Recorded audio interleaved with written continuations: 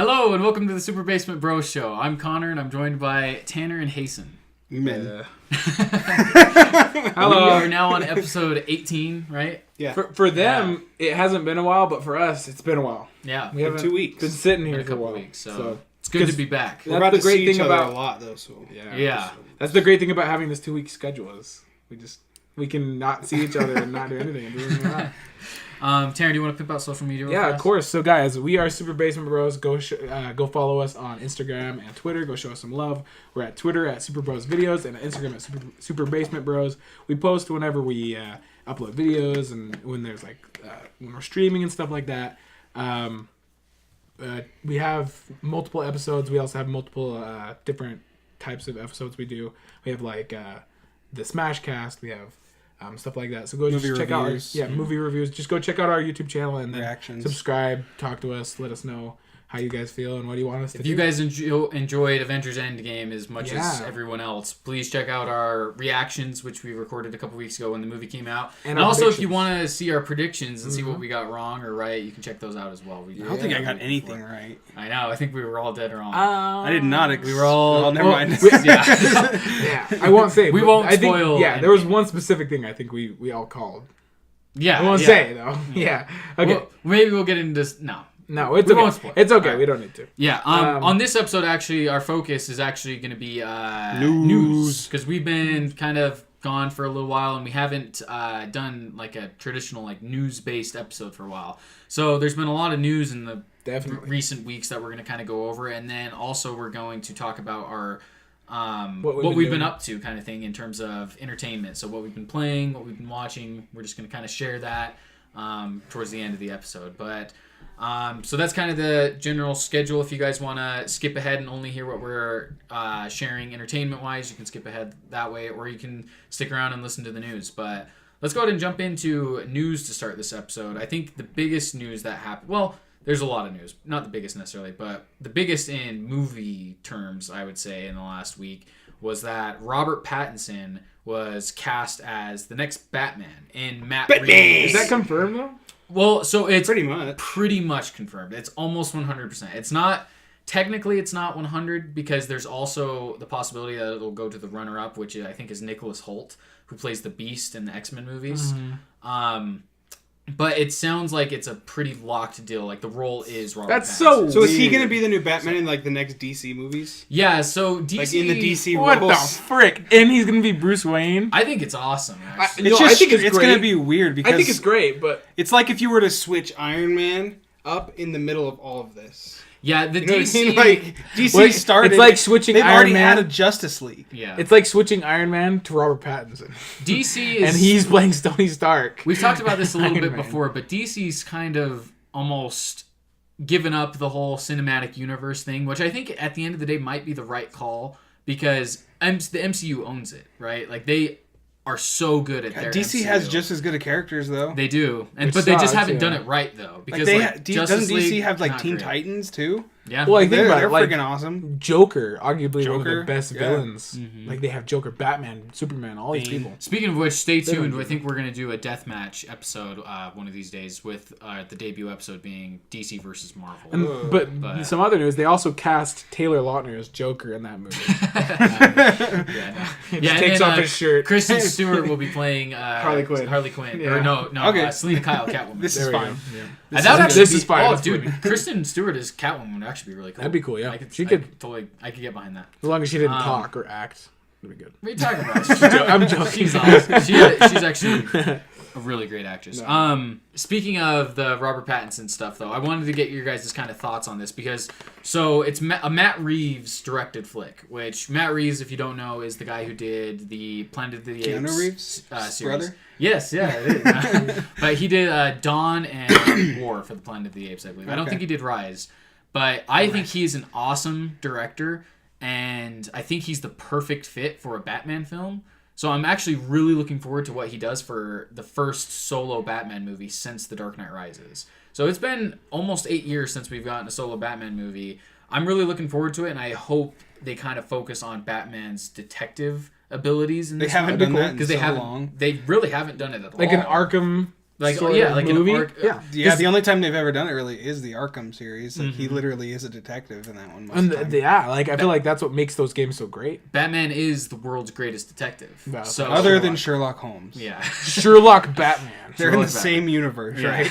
Which probably. speaking of Batman, isn't the Ninja Turtles Batman show coming out? Oh yeah, I think it What? just did came out. Yeah, there's a DC. Oh, animated DC movie. couldn't. Yeah, that's right. And I it's heard about this. Batman versus the Ninja Turtles, and I've actually Looks heard it's awesome. I've actually heard it's really cool and violent. Oh, and Like, it's I saw PG. I saw a clip from it. PG. Yeah, PG, isn't it? Oh, it's more than PG, I think. Well, I mean, it might be PG, but there's a scene where a guy throws. Yeah, I thought you said, remember, it was a shuriken. hard PG or something. No. Instead of PG-13. No, I don't know that. what it was, but there's a scene in it where a guy throws a shuriken or whatever at a foot soldier, and it splits his head open like with blood, and it's like whoa, what the friggin' frick? Shredder like up in the window. Yeah, It's cool. it looks really cool. So I'm actually kind of looking forward to that because I love Batman and the Ninja Turtles. Oh yeah. But going back to Robert Pattinson, what are you guys? We kinda skipped thoughts on completely past. Oh wait, sorry. Yeah, Batman, Robert Pattinson, Twilight. Twilight? It's just like that's straight what my mind goes to because I love I those think Twilight you're movies. not the only one. Shovel So face. and he I don't know, he needs to bulk up, I think, a little bit. Oh yeah, he will. Because Well, I mean no. Batman's generally I don't know. a bigger like Yeah, in all the movies and any adaptation of Batman I've ever seen, be he's honest, a bigger, buffer dude. for sure. To be honest though, Robert like Pattinson. I feel like he could be a good Batman. Oh, I'm not saying he can't. Well, no. And he can act. I know he can Yeah. act. It's just He's a phenomenal. it's just his actor. body yeah. style isn't what I would expect. Like you think about it, like Ben Affleck. Oh, yeah. Huge. Definitely. Who else played him? Christian Bell. Christian Bell is he bulked up. I Huge mean, for if that you look role, at if like, you They're think very Michael built. Keaton though and stuff Yeah. like Adam West was big. Like Adam West was like freaking. Adam West was jacked, dude. He was the biggest of He them was all. freaking swollen that leotard like. Oh my But god. that's the thing is like actors can always bulk saying he up. was bigger. But I know what you mean, like build wise. Like, build wise, broader. they're broader. They're, He is. they're I mean, big. Robert Pattinson is tall. I think he's like 6'1" or 6'2". Yeah, he's a taller guy. Yeah. The thing is with actors that are cast in roles, I never judge them from like, oh, they're not big enough for the role because these actors can bulk up. They're getting paid millions of dollars. And you look to like get freaking jacked out. Like Like I have no worries in my mind that Robert What's his Pattinson name? won't get jacked out. the for guy this who role. plays Zachary Levi. No, the guy who plays freaking Zac Efron. no Star Lord. Oh, Chris Pratt. Chris Pratt. Yeah. Chris When he Pratt. went Look at from- him. when He went from a freaking You get Patrick to Literally fat. yeah, Yeah. to Larry the Lobster. But yeah, And if I will say this, if you have worries about Robert Pattinson in the role, check out Good Time, which was an indie movie he starred in a couple years ago. dope. It was my number 2 movie for that year, and I think it was 2017. He gave a phenomenal performance, and apparently he's in this movie coming up that's actually like he might be up for Oscars for it as well. So there's no doubt this guy can act. well, and my point was like I think he'll make a great Batman. I'm just worried about Bruce Wayne. I don't know. He just doesn't catch me as a Bruce Wayne. I think he'll be able to do it. I think he'll be able to put on that Cedric Diggory swagger. And then Yeah. kind of have like that, because Bruce Wayne is a playboy, right? And so I think he'll be able to kind of put on that charm side of him, and then That's be true. a bit more cool as Batman, you know? Yeah. And apparently there's rumors, and I don't know if these will be true. These seem a little like, I'm like, why would they do these two? But there's rumors that the villains are going to be the Penguin and Catwoman, which would be a That's little cool. weird. I like that. It'd be a little weird though because they were already the villains in Batman Returns, like both of them. Well, I think they're thinking like because they could do Joker again, but there's already been a lot of Jokers. Oh, And no, there's I already don't- the one with I don't what's want his Joker. bucket? The movie coming out with Joaquin Joaquin Phoenix. Joaquin yeah. Phoenix. Yeah, he's been doing Joker already, so we already have like a new Joker. No, I definitely don't want Joker on this one at least. Yeah. I just think it's a little weird that they do Penguin and Catwoman since they've already had. What I think a they're big trying to movie. do is make. I'd love somebody like I want to see Joker not as Joaquin Phoenix, but Jared Leto. Jared Leto. I loved the I Jared like Leto that Joker. too. Yeah, it was definitely something different. I really wonder what they're going to do about that because DC has kind of gone on record slightly. I mean, it's all up in the air, but they've kind of hinted at that they don't really want to do the whole movie building universe thing anymore and kind of want to do individualized films, That's which good. I think it's a it's smart very move for smart. them.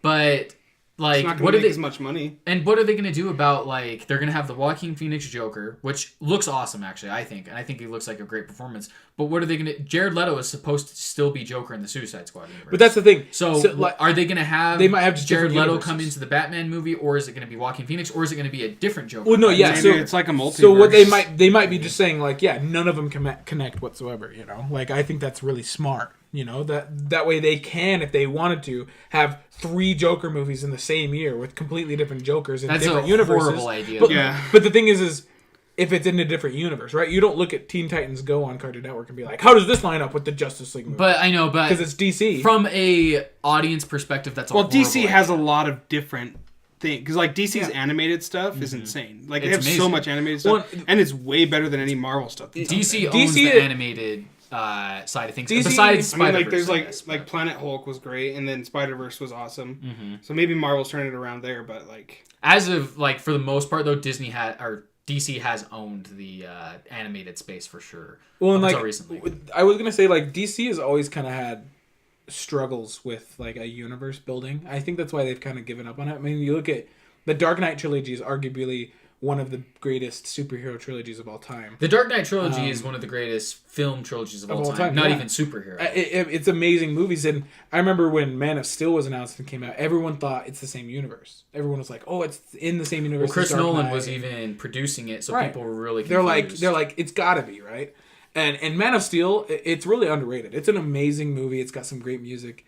But from that moment is when they've kind of like they've just gone crazy with their universe building. They've had like different Batmans. Like think about it. How many Batman's movies have there been? How many different Batmans have there been? Well, there's only been one Iron Man. I mean, there's only been like 6 Batmans. Technically, in the DC universe, cinematic universe, it's only been Ben Affleck. Well, yeah, Batman. but I'm talking about DC movies in general. Well, the biggest problem is not that. It's that DC had to play catch up. Like, Marvel started their universe in 2008. The first DCEU movie was Man of Steel. Well, and that's what I'm saying is like 2013. That's why they've always had trouble, later, right? Because like then you look at movies like, or was it 2011? Dark Knight Rises was its own separate universe, and like those movies are so good because they're in their separate universe. You know, I think DC excels when they're in their own universe. Like hopefully this movie with Joaquin Phoenix is a completely its own universe with a whole different Gotham and Batman and everything to where it could excel like that, to where they don't have to worry about connecting it to any other DC movie. So they're really not going to connect like Iron Man or not Aquaman with like Shazam. See, I know it's weird. Like Shazam and Aquaman both did amazing, and this is the and problem. they're still just going to be like, meh, we're just screw it. See, this is the problem. The end those movies are pretty good. They're good. They're on par with like. I really liked Aquaman. They're on par with like Wonder Woman, Captain Marvel, and for sure.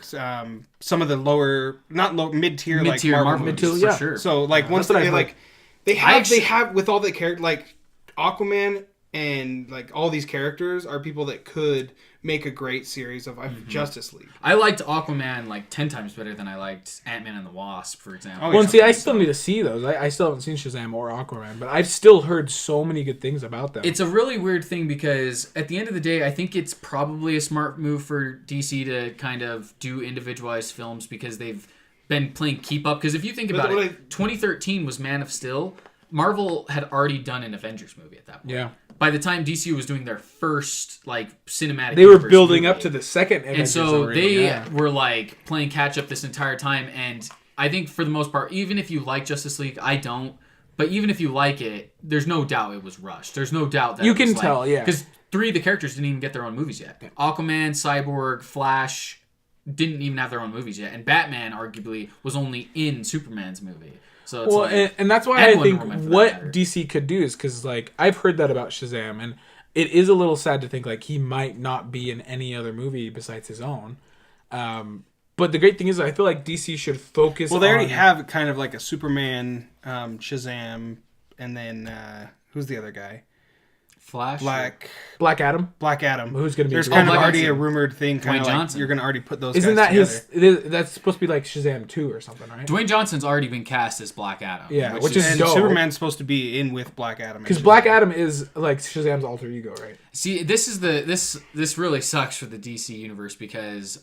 Also, it sounds like there's rumors that Henry Cavill won't be Superman anymore. Ben Affleck has already stepped out as Batman. So it's like... It's confirmed. Yeah, he's done. He already put on Twitter, he's like, I'm excited for the next generation of Batman. So this would be like if... imagine after the first Avengers movie came out, Chris Evans came out and was like, I'm done as Captain America. And then after that, freaking Iron Man, Robert Downey Jr. was like... I don't know if I'm gonna be Iron Man anymore. We'll see. It's crazy that this is already the case. That's why, like, you can kind of look at these Marvel movies as like a miracle in a way because no actors bowed out. Like, the closest thing we had... I mean, there was a couple. The closest one was Hulk. But granted, it was the start of the series with the original. All of them were at the start. Like, it was Well, I think Hulk, they found Ruffalo and then and Rhodey. And then they stuck with it, yeah. Like, Also Rhodey. But Rhodey was just with Iron Man 1. Yeah. Like I said, the beginning was a little rough where they had some drop out, and they actually fired the guy who was Rhodey, didn't they? I don't know. It was pretty Terrence sure- Howard. Oh. Yeah.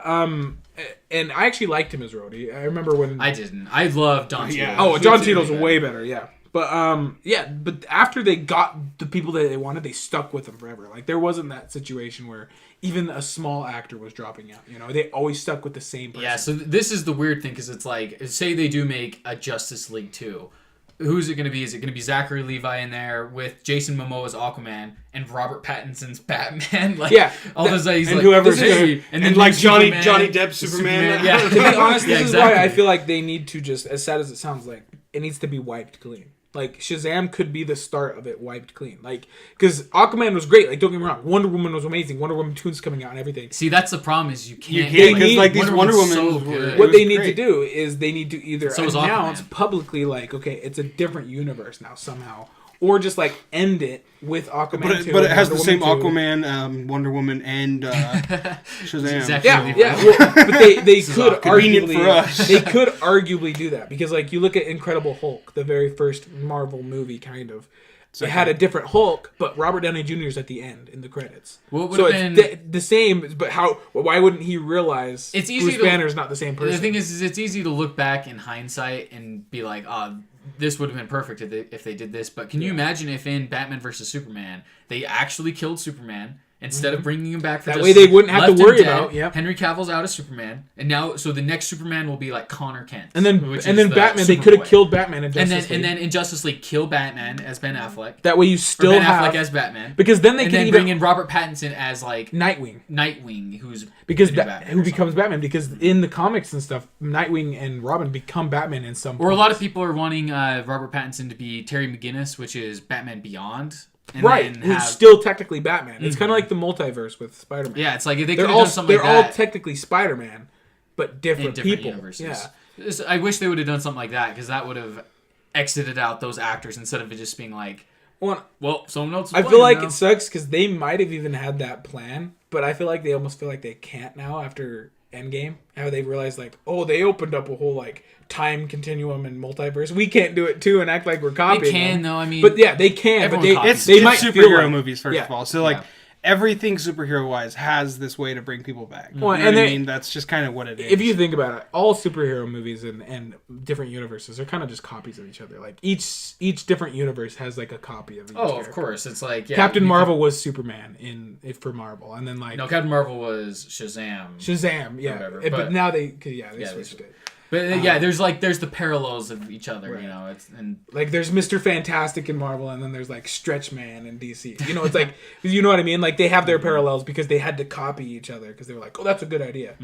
Honestly, I'd love to see DC like even if they had to do it as like an end credit scene in Shazam 2 or Wonder Woman 2, where they're like it shows Flash, and Flash was the one that opened the multiverse because you know how he can go really fast. He opened a multiverse and it revealed like Robert Pattinson, the new Superman, and whatever. And then they had to come in and like replace the dead characters now. You know, I think that'd be cool. I wish they'd bring the TV Flash in as the Flash. Very. He's my favorite. He's I awesome. I don't even know his name. What's his name? Yeah. I don't even know his name, but he plays the Flash so well. It's Yeah, great. he's a perfect. I mean, it's probably Do you, because do you they not have. like what's his bucket as He's Flash? fine, but I watched yeah. the 4 seasons of the Flash that there Yeah. has been so far, and there's just so much character development at this Grant point. Like Gustin. I feel like they could have brought him in, and it would have been just awesome because you Well, would have had all this story behind yeah. him. Or Stephen Amell as Oliver Queen would Yeah. be cool too. I think he's a great Green Arrow too. So, Yeah. I actually do like what's his face Yeah, from Credence on Fantastic Beasts. Yeah. I think he's actually a really What's his good name? Flash too. He's funny. He's really funny. Yeah. What's his name? We should probably move on to the next topic. Yeah. It's fine. It's gonna bother me if I can't figure out his name. Yeah. It's Frick. The Flash TV series. Credence Anything come? actor. Ezra Miller. Ezra Miller. I knew that. Yeah, I actually really like him too. But moving on, Yeah. I am really looking forward to Robert Pattinson as Batman. But it's a little unfortunate situation for DC Universe in terms of. I'm excited to see what they do with it. Hasten, you wanted to bring up Minecraft Earth. I actually we can probably this, speak really. numbers about this. I can't do a whole lot. I seen the trailer and Me like too. the gameplay for it. I don't understand it completely, but I know like what AR technically. Like, So I kind of know the overview.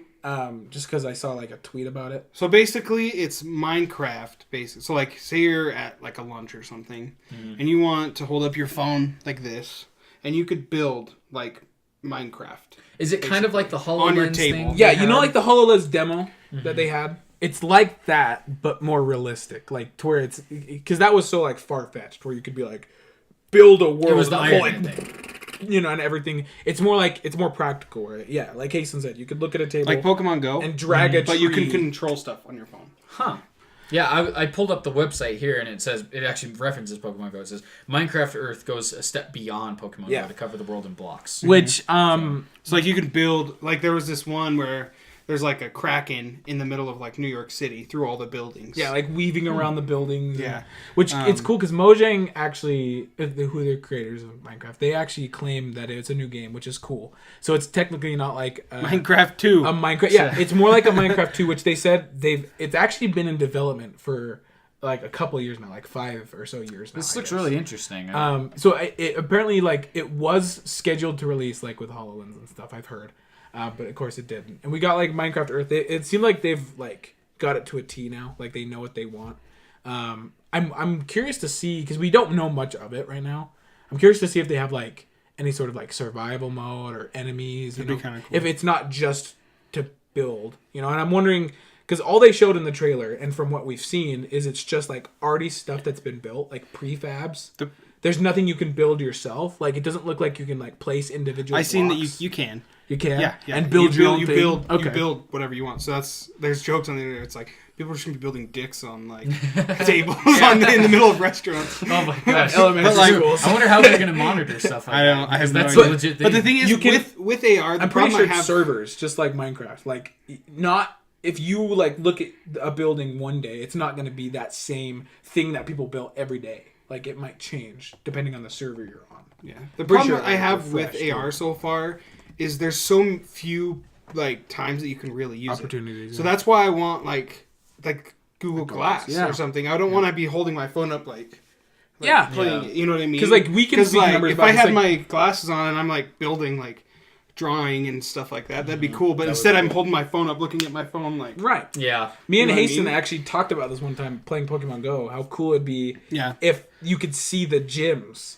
the gyms and the Go. Pokemon when they as you're spawn. looking As around. you're looking And you're around. throwing Pokeballs at the Pokemon. That'd be awesome. Yeah, like, and that's what I was kind of hoping, like, because I'll that would never be get sick. to play that. I'm gonna die. I know, like, but that would be a perfect thing for Minecraft. I because think we'll creates... see that future. You think so? I think. So. Oh yeah, that's Give closer it. than we I think. think it's gonna be like 30 years maybe for it to be really good. Oh yeah, when I'm really good. When I'm I'm thinking 50, less than that. Yeah. I'm actually. You'll be a 50-year-old man running around. I'm like, thinking that's closer than we think. Because Bulbasaur, go! like AR is not bad. Like even Snapchat and stuff have like AR where you can like put stuff, and there's arguably some really good ones. I just don't that like look using really it on the good. phone. Yeah, I do agree. I do wish it was There needs to be easier. another interface. I don't know. I don't understand why they can't. how the glasses things hasn't become how it like a real thing. I don't understand how it's so difficult. 'Cause, like, Google.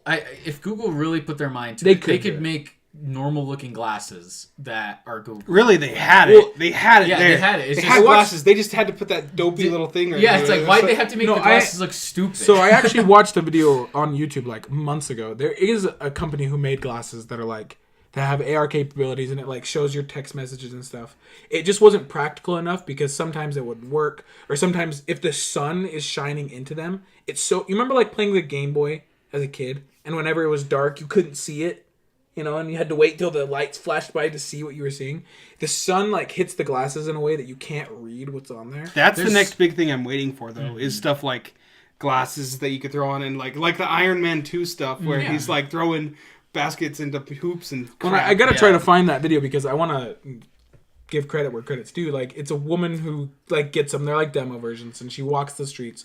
She says she wouldn't recommend them now, but like if they can perfect that, because she said they look like these glasses, like literally it looks like this, and the things are right here. Well, there are glasses. They should make them, and I know people might not necessarily want to wear these as much, but they have glasses that are the like protective eyewear type ones. That I have some even that go around your eyes more, like this, and they kind of block out sunlight. Yeah, they don't hug your face like goggles, but they protect because they have your like eyes. the thing right there. Yeah, and so it's like what if they did something like that? That would block out the light. Kind of like a VR goggle, like a VR glass, but you can actually see through. Yeah, but it's like, just like glasses. Imagine just a VR headset, except instead of it being physical like black opaque wall, it's just glass. Make them even like sunglass lens slightly, so it blocks out. They always start out. I don't understand why they're trying to compact it so much. So, like everything always cell phones big. started out it's huge. Big. Yeah, I mean you can make it so it doesn't look ridiculous, but it's not small. Mm-hmm. I mean, look at your TVs. phone is just always on you. Yeah, get out there, and then you can iterate. You can iterate. You keep shrinking. You perfect it like from phones, there. like phones did. You know, Yeah. I mean, you don't. you don't have to start it off being the best. No one 10 years ago was complaining like, about when their big with their TVs. huge freaking TV or huge like Nokia phone. I'd say dinosaur phones that weighed 170 pounds. Like nobody complained back Well, then. and like you even look at like computers. The first computer ever to exist was the size of like 2-3 rooms. You know, now we have a computer right here. That's 10 times more, 100 times more powerful than that one. Mm-hmm. Like, you start big. You start with, like... Because the thing is they're trying to all do it themselves. They realize if they get feedback from people, they make it available, then they can start perfecting it from there, you know? Because people will complain. They'll be like, oh, it's too big, it's too heavy, stuff like that. But if you can get it out there, that'd be awesome, you know? Like, I would love to experience Pokemon Go, Minecraft Earth. That's actually like a dream I have of like Pokemon Go in real life. Like seeing those Pokemon on top of gyms, like just walking around downtown. Freaking nerd. It'd be so cool. I think even past video games. Like Pokestops are like, you're just like... That'd be sick, dude. Like you pop the bubbles. And then the bubbles fall down to you. Well, like it'd be sick because like I'm thinking even wider from video games. Like practicality wise, they could have these doctors. You're walking in the street, you're like, that's just an AR card. Come hit me. No, but like if girls you are were... getting dick pics in the middle of the street. What? Get it away! Flapping people. I do wonder how they're gonna monitor stuff like that because like that. But would be I mean, like the same way they monitor like, on here. Yeah. But like I'm they thinking don't more, monitor text messages. Yeah, that's the thing. Like more practically, like imagine those goggles for like a doctor performing surgery. It can show him where the certain artery is. It can show him like an X-ray basically of a body. Like there's so much more practicality towards it than it's just not just video games. You know, like construction workers could look at the site and see the finished building and know exactly where to put it. You know, and stuff like that. Like there's so much more practicality to this than just video games. I feel like it should be taken more seriously. Like I feel like this could be really beneficial for the human race, which is weird. The humankind. The humankind. We have like 50 years, guys. Whatever technology comes out, that's what we get to see. Yeah. So they need to start picking it up. Do it now. Let's go faster. I'm not getting any younger. Well, we sit here and just enjoy it. Yeah. You do it so we can enjoy it. Next, you do it so you can enjoy it. Yeah, yeah. I at least want to see space in our lifetime. Elon Musk, get on it. Yeah, He's go to close. space. I'll go to space when I'm 70. I'll go to space when I'm like, I think I'm about to die soonish. Like if I'm like, oh, you got terminal cancer. You have that way, just in case it explodes. Exactly. Just in case if my spaceship blows up in the air, I'm like, it's always a joke I've heard. I mean, you have unlimited amounts of money if you got terminal cancer. Yeah, that's true. Exactly. Well, I feel like even if they launched me into space, into the middle of nowhere, like I just went forever, or I'd be like, I'm gonna die anyway. When I'm like, if I live past my 90s, you know, and I'm in my 90s, I'll just be like, I'm gonna die one of these days. Just launch me in space, like in my no soul direction. Carrier. Yeah, like, and there's nowhere you're taking me. I'm just launch me up there, and then when I'm feeling tired of it, I'll just suicide out the freaking end. Yeah, just give me a gun with one bullet. There's a button that says like go to heaven. Eject, or just eject, and you just eject yourself into the dead lifeless body. Well, no, eject you before you can even commit suicide. Just popping out of your head. Oh my god! You would like starve to death. You'd starve to death and be out of water. Yeah, how would you go about killing yourself up there? That's the question. Exactly, yeah. Anyway, we got that. We'll move on to no oxygen, so you can't use a gun. The bullet just goes. Wouldn't be any sound. Yeah. Just like. Like Interstellar, it's like it wouldn't explode because Yeah. there's no oxygen for fire. So it's like Well, and also, would there be? I don't know. Is there sound in the cockpit? No, there is. There is in the cockpit, but not when when you're in when space, it's right? confined, there is. And I'm pretty sure you can hear sound still. Like you still have your ears and the vibrations. It's just like from a distance you could. Like I'm pretty sure if you shot a gun from here, I couldn't hear you, but you could hear it. Because it's still like you're still because look, Philip, like you're shooting a gun, you're feeling. no, the there wouldn't That's not be an sound. explosion. Yeah, that's not a sound. Well, no, like because then you could argue like, oh, does a tree make sound when it falls when nobody's around? No, Like, of course it does. But we fire. hear it. You need Not in space, though. for an explosion. You need fire though. Well, for I'm an not explosion, even you need talking oxygen. about explosion, like a gun. For We're not example. scientists. Well, We no, freaking so like disagree. because like it's We don't know. vibrations. The way your ear hears is with vibrations. I know. You but shoot a gun, The bullet's not going to make any sound. but the bullet won't. But the gun will. Because look, It'll you're go- feeling the it'll go- vibrations. no, there won't be any vibrations. If you shoot the gun, you're gonna get. No, you're not because the bullet's not if firing. the bullet can't eject from it. Okay, It so doesn't we're, matter. we're getting down to the nitty gritty. Like, if the gun can't shoot Okay. physically, well, yeah, obviously. That's the Ne- point. Well, obviously, you're okay. in space. If the gun can't shoot, but Next it's news not story. like it's the gunpowder. Can't blowing explode. up. The next No. news story is It could explode. It doesn't explode. this It comes doesn't from make USA Today. Because Yes. space stations explode. Disney takes over full control. Connor's like, we got to move on. Good, stop it. Disney has taken over full control of Hulu in a deal that will cost Disney $5.8 billion by 5 years' time. Disney is just like an old man blowing all of his money. at this Really, it's point. crazy. Disney. It's So like, screw what it. it sounds Hulu, like, man. this comes from USA Today. It sounds like Disney will gain immediate control of Hulu, even though they haven't paid Comcast yet. They will be buying Full control, yeah. They'll be buying 60. it over the course of 5 years, $5.8 billion. But they'll own gosh. control now. $1 billion a year. So Oh, guys, just got news in. They just bought Netflix too. Yeah. So. Oh, it looks like they just bought the United States. Disney just bought the government. Yeah, really. We are destroying the Earth to make it look like Mickey's head. This really isn't anything I'm surprising. sorry. Disney keeps- Who's in the corner here? Like in the two corners of Earth. Like if it's you're staring at it, who's in the two Oh, yeah. corners? Sorry, Britain or Russia. Europe, and then Asia. Asia. You guys are forming to make the Mickey Mouse head on the United States. We're gonna blow you up. Boom. We're gonna just drag. I don't care what it does. This is pretty big news in terms of. Sorry, Antarctica. Rip it down. You're making Mickey's eyes. Nobody lives there anyway. Disney Plus they've gone. Bob Iger, I think, said on the record that they will not be having any rated R content, any like mature content. So a lot of Hulu's about people to get are way more wondering worth it. people are wondering if this is where Disney plans to kind of put all Aliens their and Predators R and- content, like Deadpool, now that they own Fox and whatnot. So what does this mean for you guys? Do you guys think if Disney was to put all their mature content on Hulu, would you be getting a Hulu subscription? God, kill me. Look, like I said, it depends on what's on Hulu. Like Hulu already has a lot of stuff, and I still don't have it. I actually just got Hulu this past week. Yeah, Did you? Like Hulu has great stuff. Like it has tons of selection. But it's still not worth it to me. I don't feel like Hulu has a ton of. I don't know. in terms Like of it has movies. Drake and Josh. TV it has shows is Gravity where Falls. It has a Hulu lot of excels. TV shows. Yeah. Like And- it has Family Guy. It has I think it has The Simpsons. It's Always it has Sunny. Rick and Morty. It has Always Sunny. It has Futurama. I think. I mean, it has like everything. Oh yeah, it's Yeah. got most TV stuff. show wise. That's where Hulu excels. But movie wise, I just say I don't think it has a ton of Which like good content. it just boils down to if I really care enough to get it, because like I have Netflix, but it's not like my choice. Like I have Netflix just because we have it. When I like have my own stuff, I might not even need Netflix. I will have Netflix. You know? Netflix is Because one I'm keeping just you could- because they're releasing such good content. And it's like sometimes. so would it- easy. If you easy could to access. only have one, would you have Hulu, Disney Plus, or Netflix?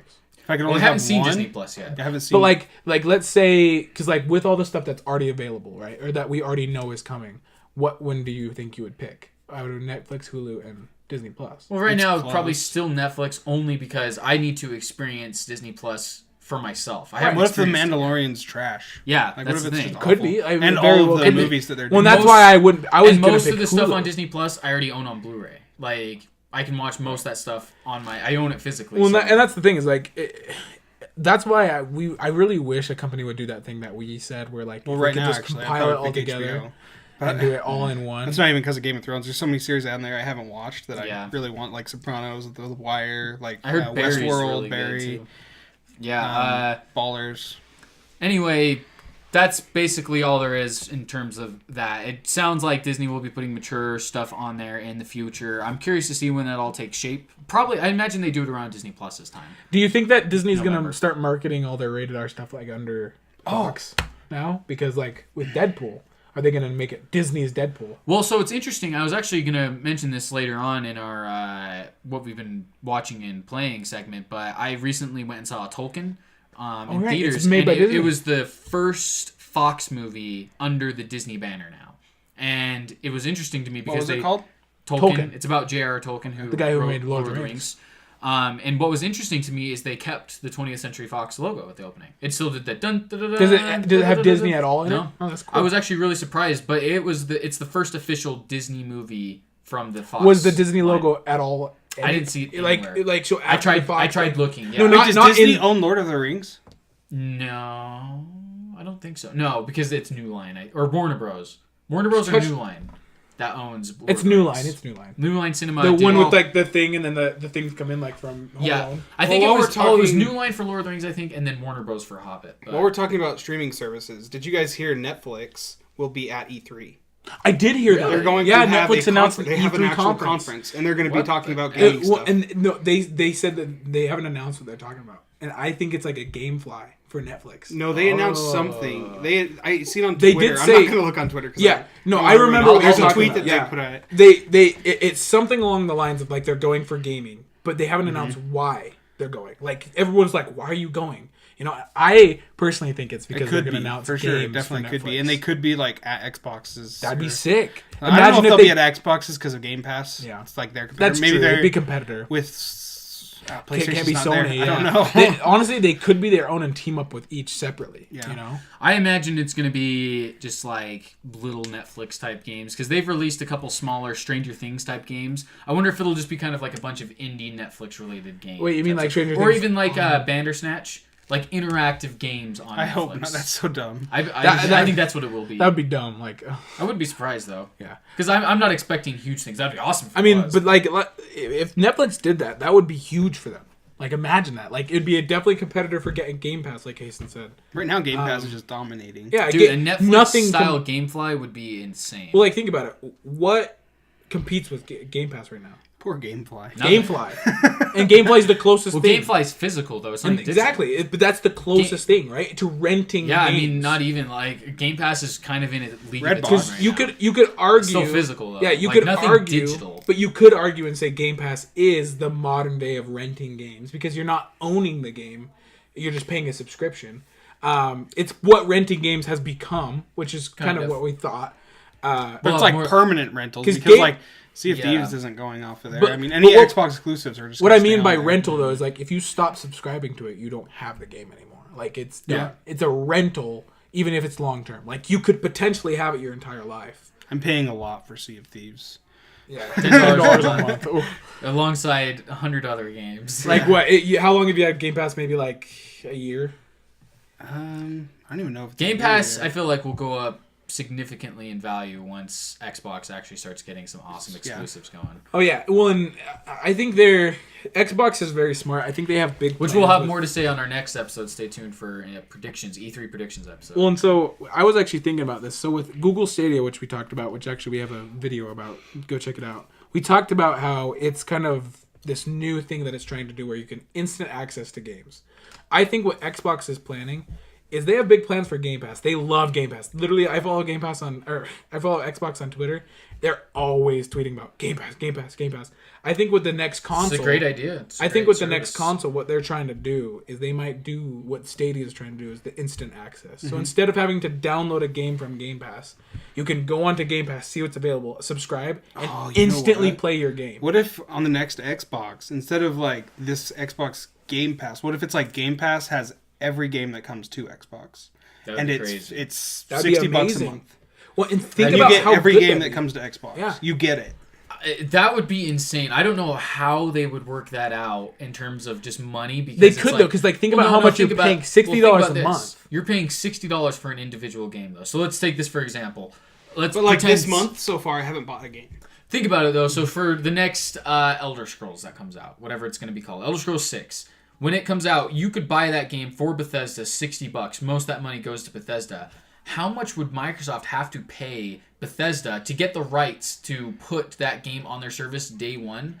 They would have to pay the amount of money that most people would be paying $60. Think about it this way. Let's say 100 million people own Game Pass. And Elder Scrolls, the new Elder Scrolls comes out, and it's not on Game Pass, and only like 20 million people buy it because they don't want to spend money and buy it, and then or they're not interested. Right? They already have Game Pass. They have three other games coming out. Or they've never played an Elder Scrolls game, so they're not interested.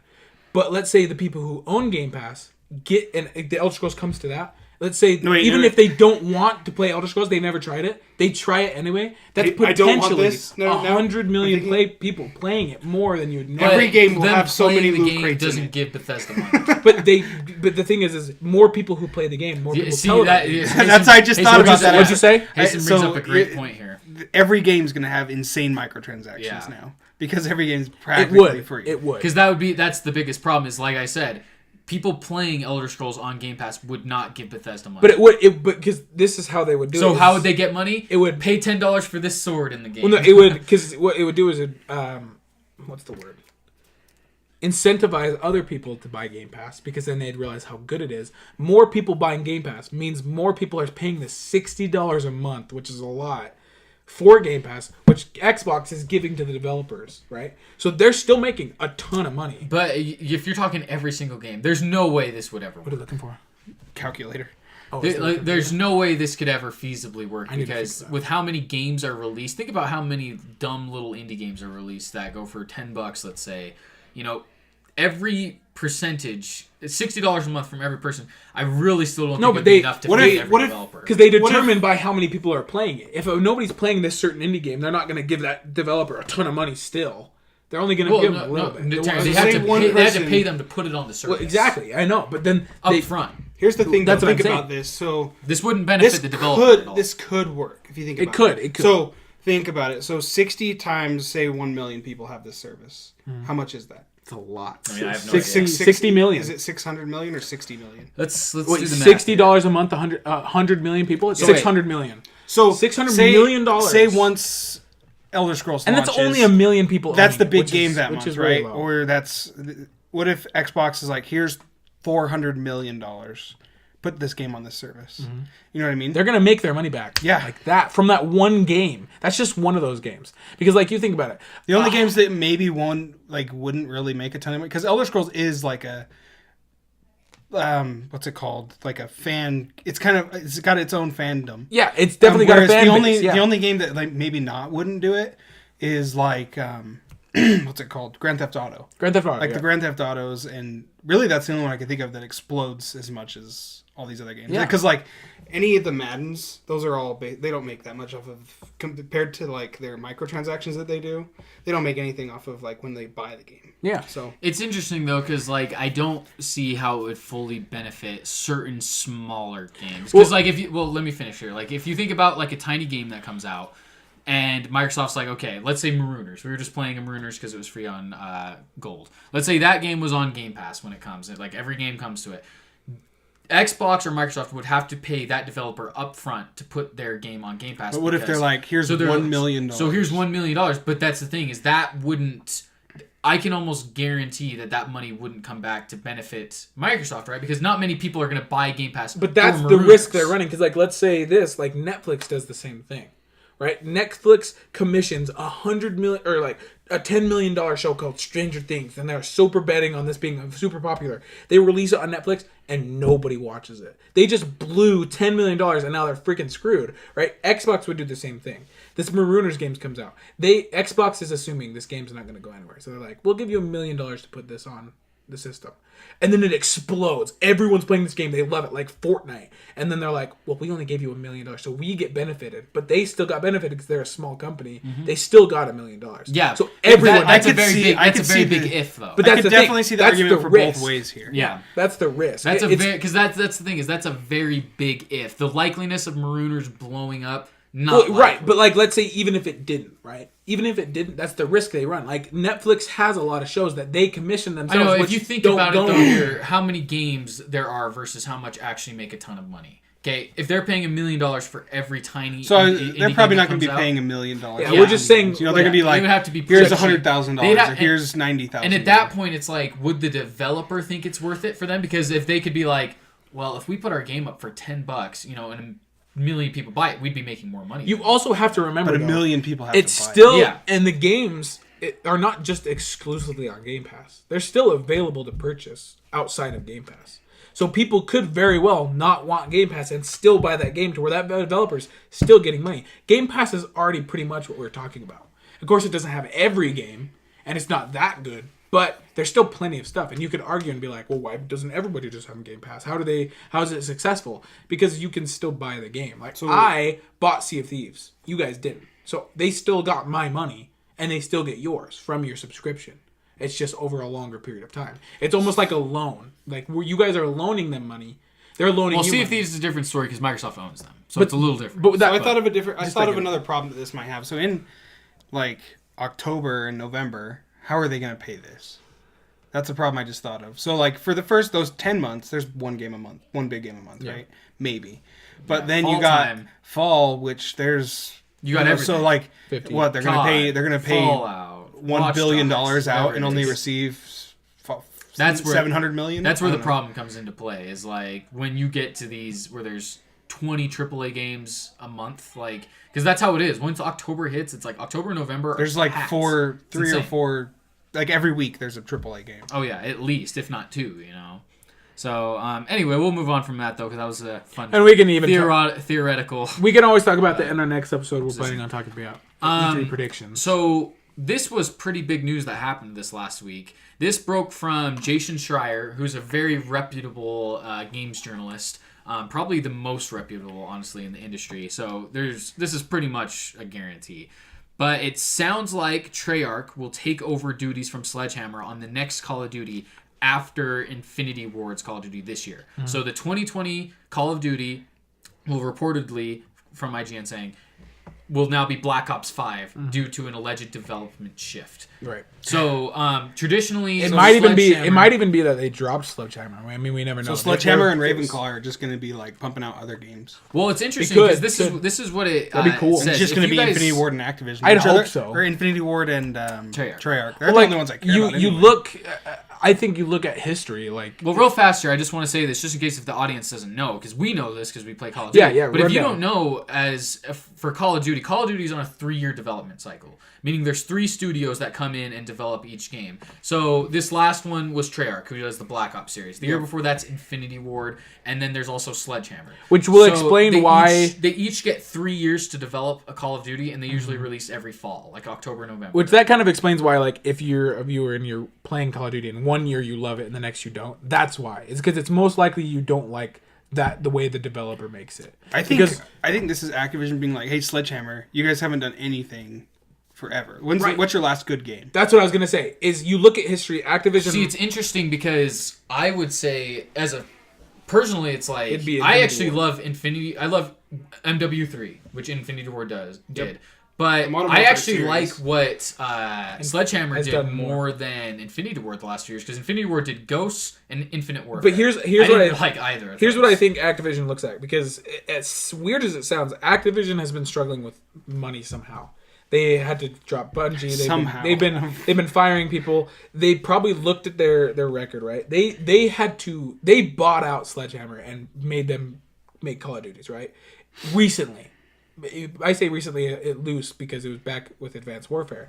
They probably looked at it and they said, okay, Modern Warfare games were really popular, made by Infinity Ward. Black Ops games have always been popular. Sledgehammer has made 2 okay selling decent games, which is Advanced Warfare and Modern Warfare 2. Truth is, or not World War II. decent selling games.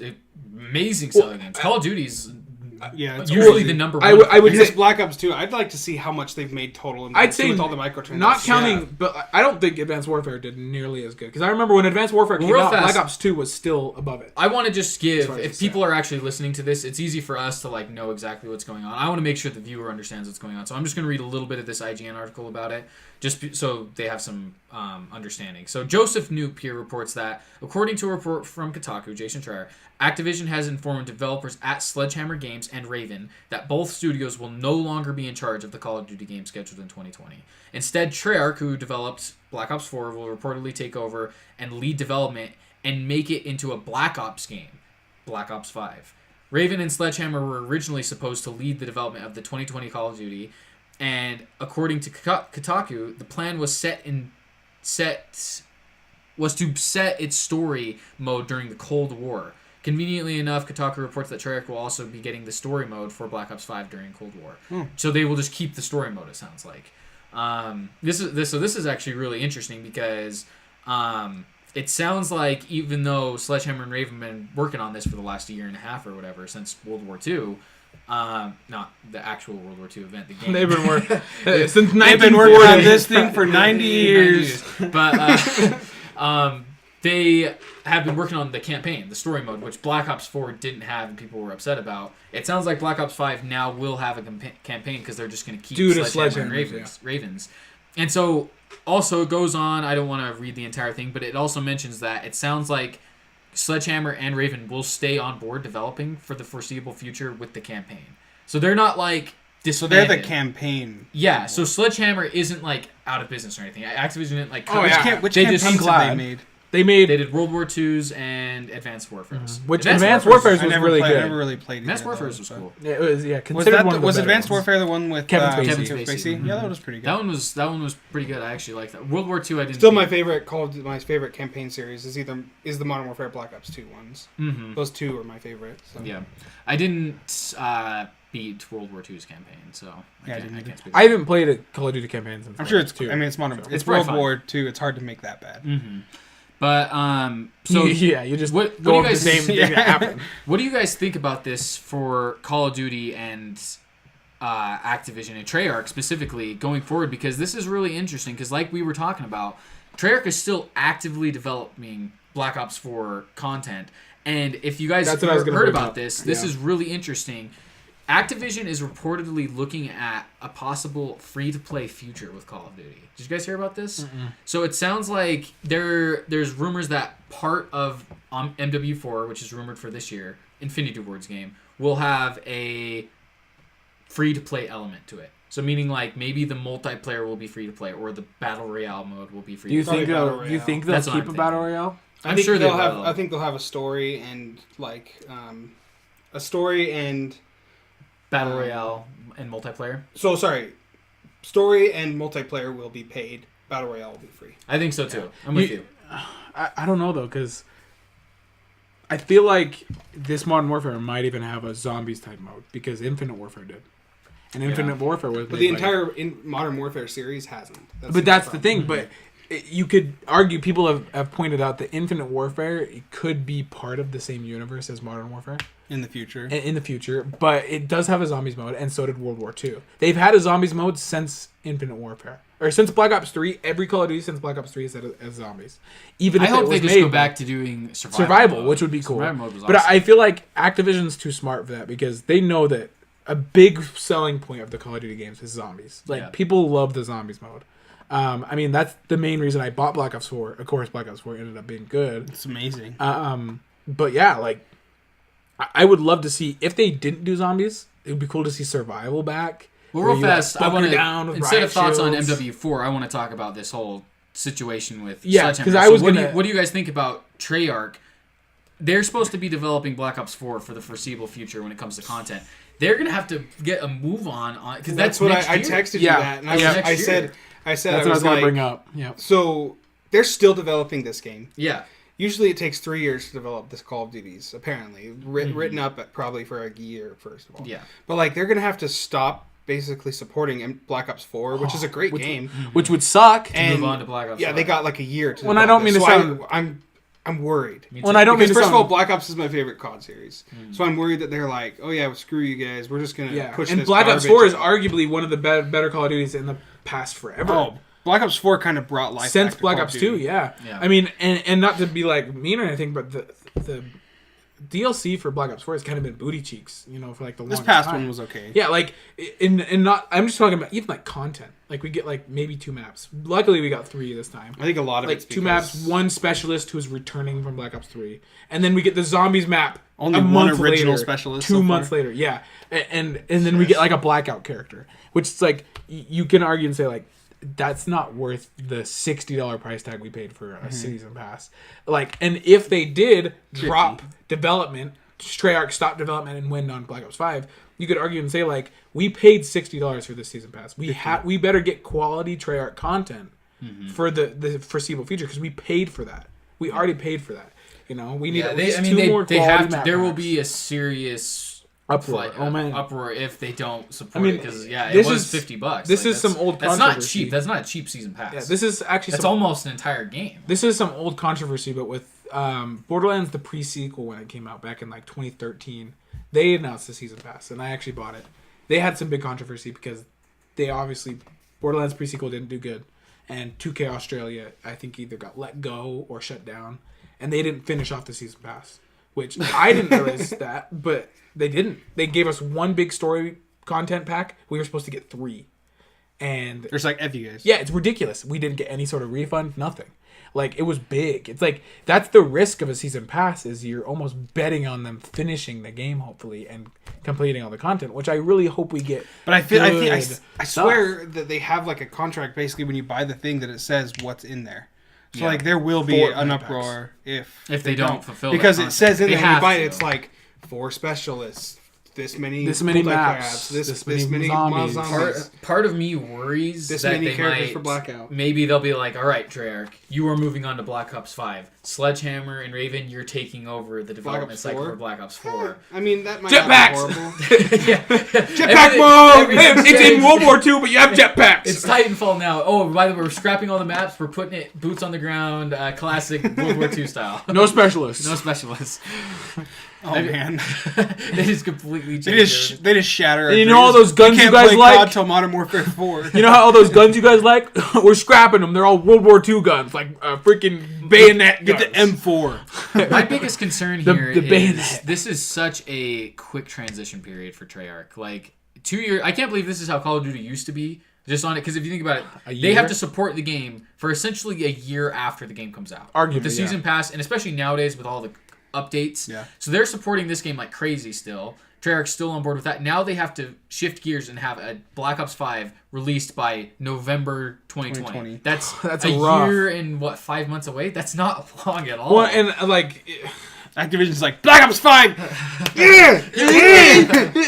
Get Black Ops 2 and get Black Ops 4 and make it one game. This is going to be crazy though. This is going to be the fastest. What if they did? What if Black Ops 5 is just like Black Ops 2 greatness?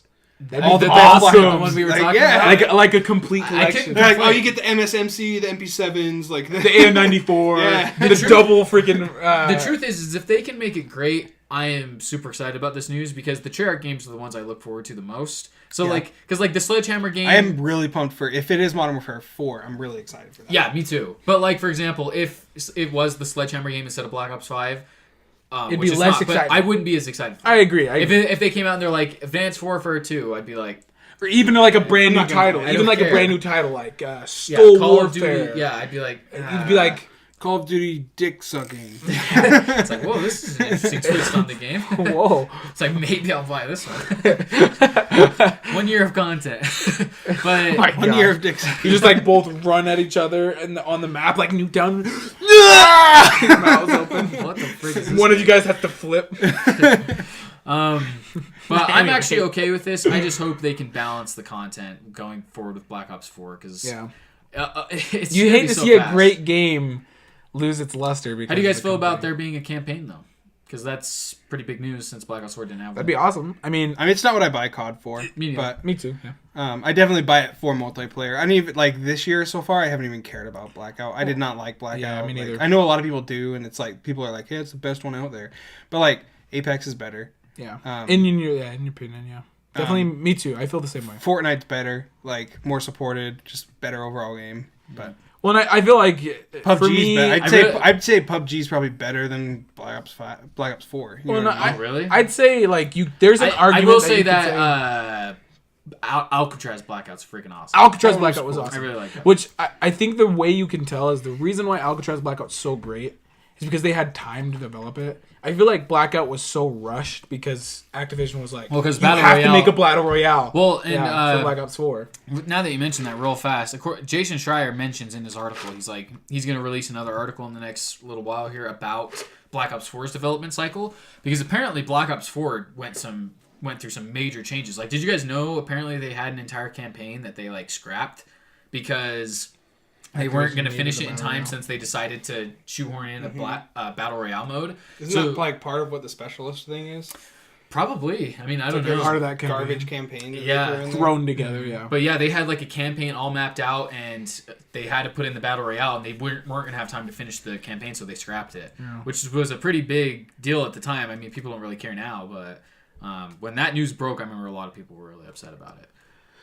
Anyway, let's move on from that news. I wanted to do a quick recap of the May box office so far, because Avengers Endgame is slowly but surely on track to Isn't it like at pass 2.6? I know, it's really close. It's really close. I'm hoping it can do it. Put more steam in. I mean, they still got weeks and weeks. Oh yeah, they got plenty of time. I think they'll be fine. How long does it last? How long does it... I mean, Endgame. I bet Endgame's in theaters for another 2 months. You think so? Probably. I mean, Captain Marvel's still in theaters. I think Endgame will be in theaters at least until July. At least. They should re-release it like Avatar did. Because next year they just re-release Endgame. Which and they're like, I hope they do. We don't have anything next year. This for bothers me it. so much. December. Oh, 3.9 million. They should make fun of Avatar too and be like, in order to beat Avatar, we've re-released our movie just like they did. Dude, I'm hoping what would be cool. What was the deal another with that $2 billion release? So they re-released it. Why did they release it? I think it was for some sort of 3D dealio. Like, okay. Like they already had 3D, but it was for like an advanced version of. Was 3D. it with that new black glasses that they got? It was the really nice 3D that Eric had. Remember Eric had it, and they re-released it on DVD even. Well, I think they also were trying to do it for some sort of Oscars consideration. Maybe I can't remember exactly what it was, or it was some sort of like anniversary thing, like.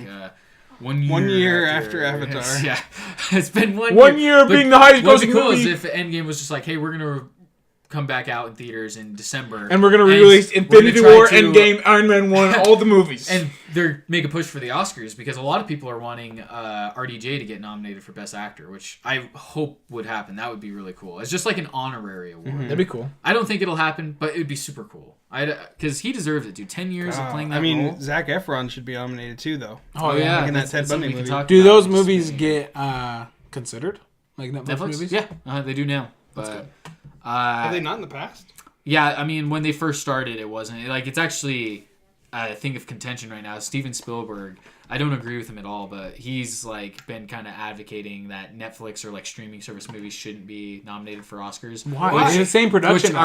Which is really stupid, but it's the same as a production. It comes across as to me as something like he's an old guy. Like he's just not not used to. He's selfish too. Doesn't he still filming like actual film? I'm not sure. He does a lot of stuff like that though. I mean, he's arguably the greatest filmmaker of all time, so it's hard to like argue against him, but that's one thing that's like, dude, you just got. Dude, this is like half of the movies that come out now. Because like Bird Box was Bird Box, that was last year, right? Did it get considered? Well, it was considered, but it just didn't get nominated. Yeah. But Netflix did with Roma. Sandra Bullock could have which was huge. She was great acting. She could have been in that. She could have been a Best Actress maybe. Netflix scored their first Best Picture nomination just this last year with Roma, so.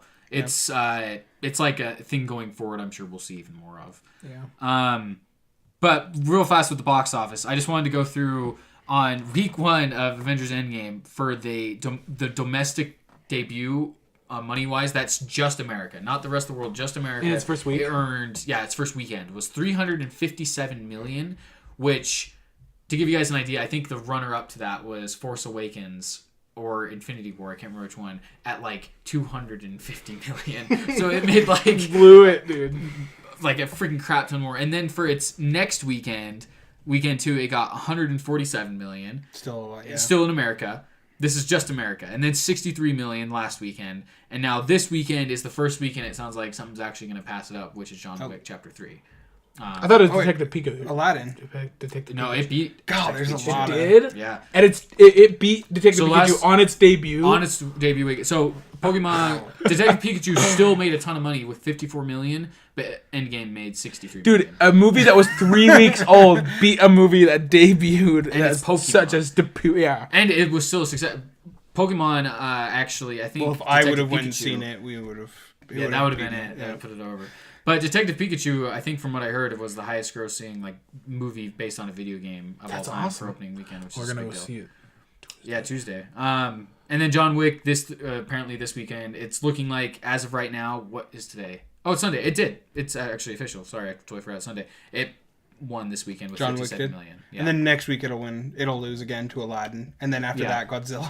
Yeah, it's got this decline. Yeah, of course. yeah, for sure. But it's still making a ton of money. Yeah. Like it's I think insane. it should pass it. I mean, I really hope so because it's not. It passed Titanic, which is a big deal. James Cameron actually put a thing out. I on saw Twitter, that, if which you is guys cool. see it, which is cool. He put like the Avengers logo sinking the Titanic because it's. I guess George Lucas did the same thing to James Cameron back in the day. Because Star Wars, the original Star Wars, or one of them was the highest grossing, and then Titanic came out and passed that, and George Lucas did this thing for him as well. So it's kind of like a tradition for the directors. That's cool.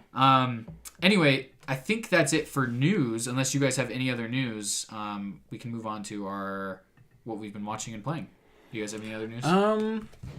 Let's see. not that I can think of. Okay. Well, Other than like Game of Thrones, but we can't really talk about it. So that's true. I mean, Oh! people have been I really don't want to pissed. talk about it. Mario Maker 2. Oh, yeah. The That's Mario a good Maker one. 2. That's right. There was a direct. I'm actually Direct. really excited for that. Me now.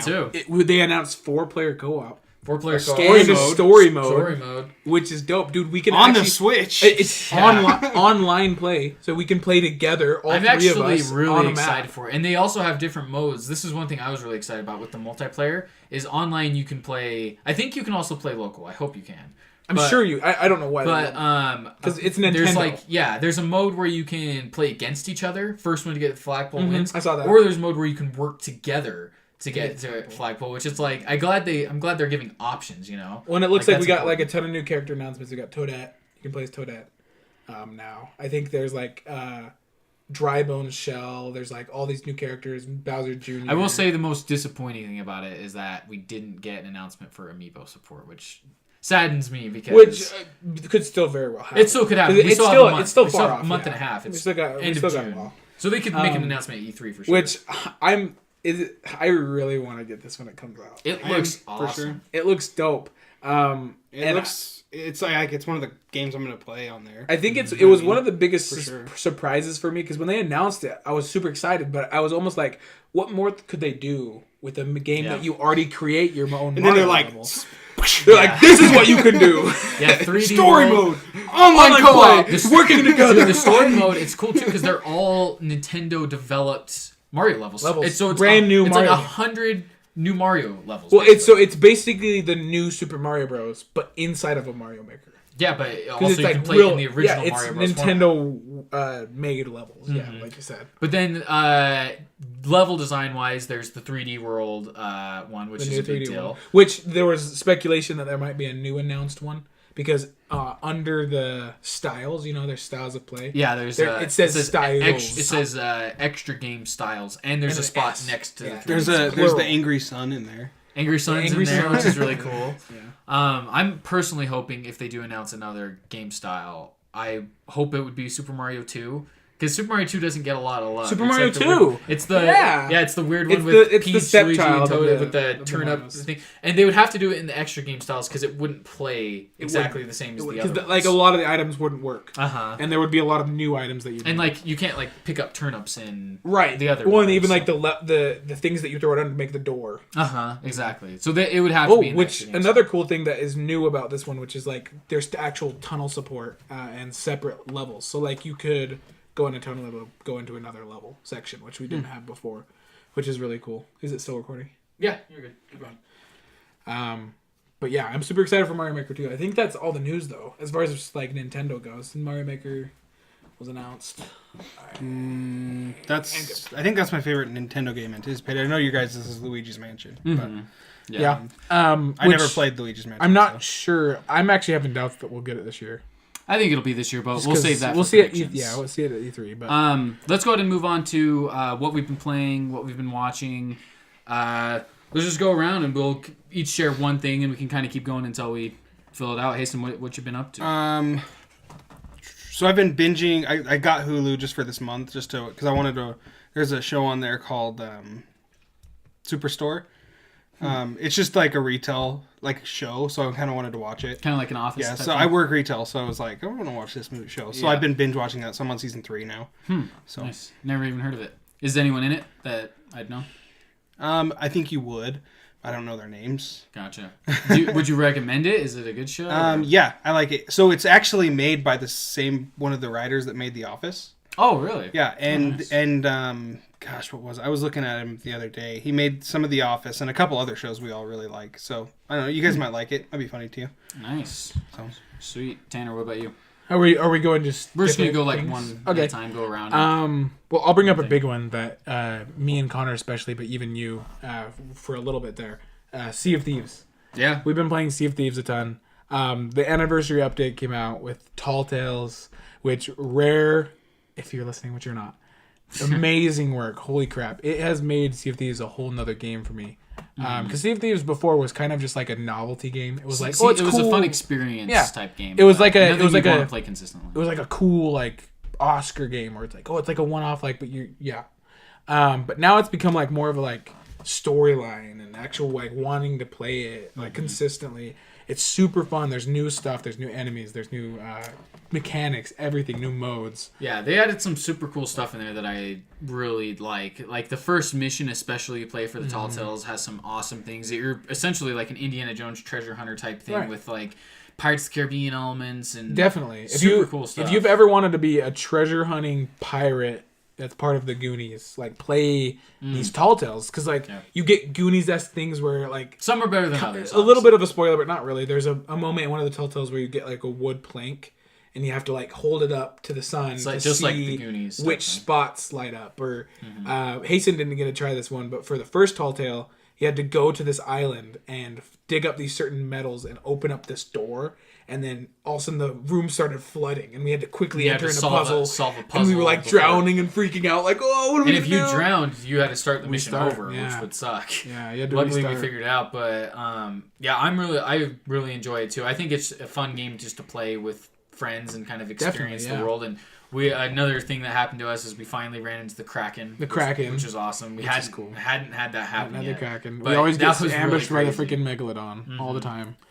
It's definitely become a game that I enjoy more and for sure like want to play more because like we said, Sea of Thieves was always kind of just like once in a while. Well, and I want to give just major props to both Microsoft and Rare for actually supporting the game still, because we were mentioning it like when the game came out, it was for all intents and purposes a failure in terms of what audiences wanted. Like we still enjoyed it. We had fun with it. People called it the No Man's Sky. Yeah, the No Man's Sea or whatever. But like, they have added so much content to this game and added so much to do in terms of like storylines. Like people were upset there wasn't like stories to do or like actually. When they've kept the game at its core, which is amazing. They've never had to change anything too crazy about it. Like it's always been. Me and Connor always mention this. This game does not hold your hand at all. Like there's no hints. There's not like a hint that will come up and be like, press this button to do this. Yeah, in most games. This game does not hold it literally your hand at all. We got into the anniversary update and it was just like we spawned in and it didn't tell us shiz. We didn't know there was fish. There was new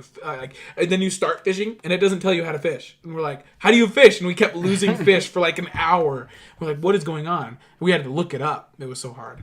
Like even just fishing, which like that's like a true adventure game. Like a game if you want to know how to actually play games without being told. You Google it. Yeah. Or you just play it. Like, it's so much fun. Like, even playing solo, like, there's a lot more, I feel like, reason to go back. Like, for me, like, the fishing, there's different types of fish, and you can, like, cook them and turn them in and stuff, so. Yeah. And they even added a new mode, which people are calling a Battle Royale, but Rare does not like that, because it's not a Battle Royale. You kind of go into arena with 5 separate crews, each different color, and you're trying to get as much loot as you can, turn it into your person, and get more points. The more points you get, the more cannonballs you get, or something. And then the fog slowly closes in, like the which is like Battle Royale. It's not Battle Royale. which is like the same, but there's no like winner. Like you destroyed. Slowly The closes. vlog slowly closes. And then you and drop try in. and kill everyone. You drop in on paragliders. You drop There's a in, and then bus. there's this new island called Tilted Shores. Tilted Island. Tilted swords. It's just a penis. And you come in on the battleship, and it flies above. It's just a pirate ship that's flying like, and it's got this music like. It's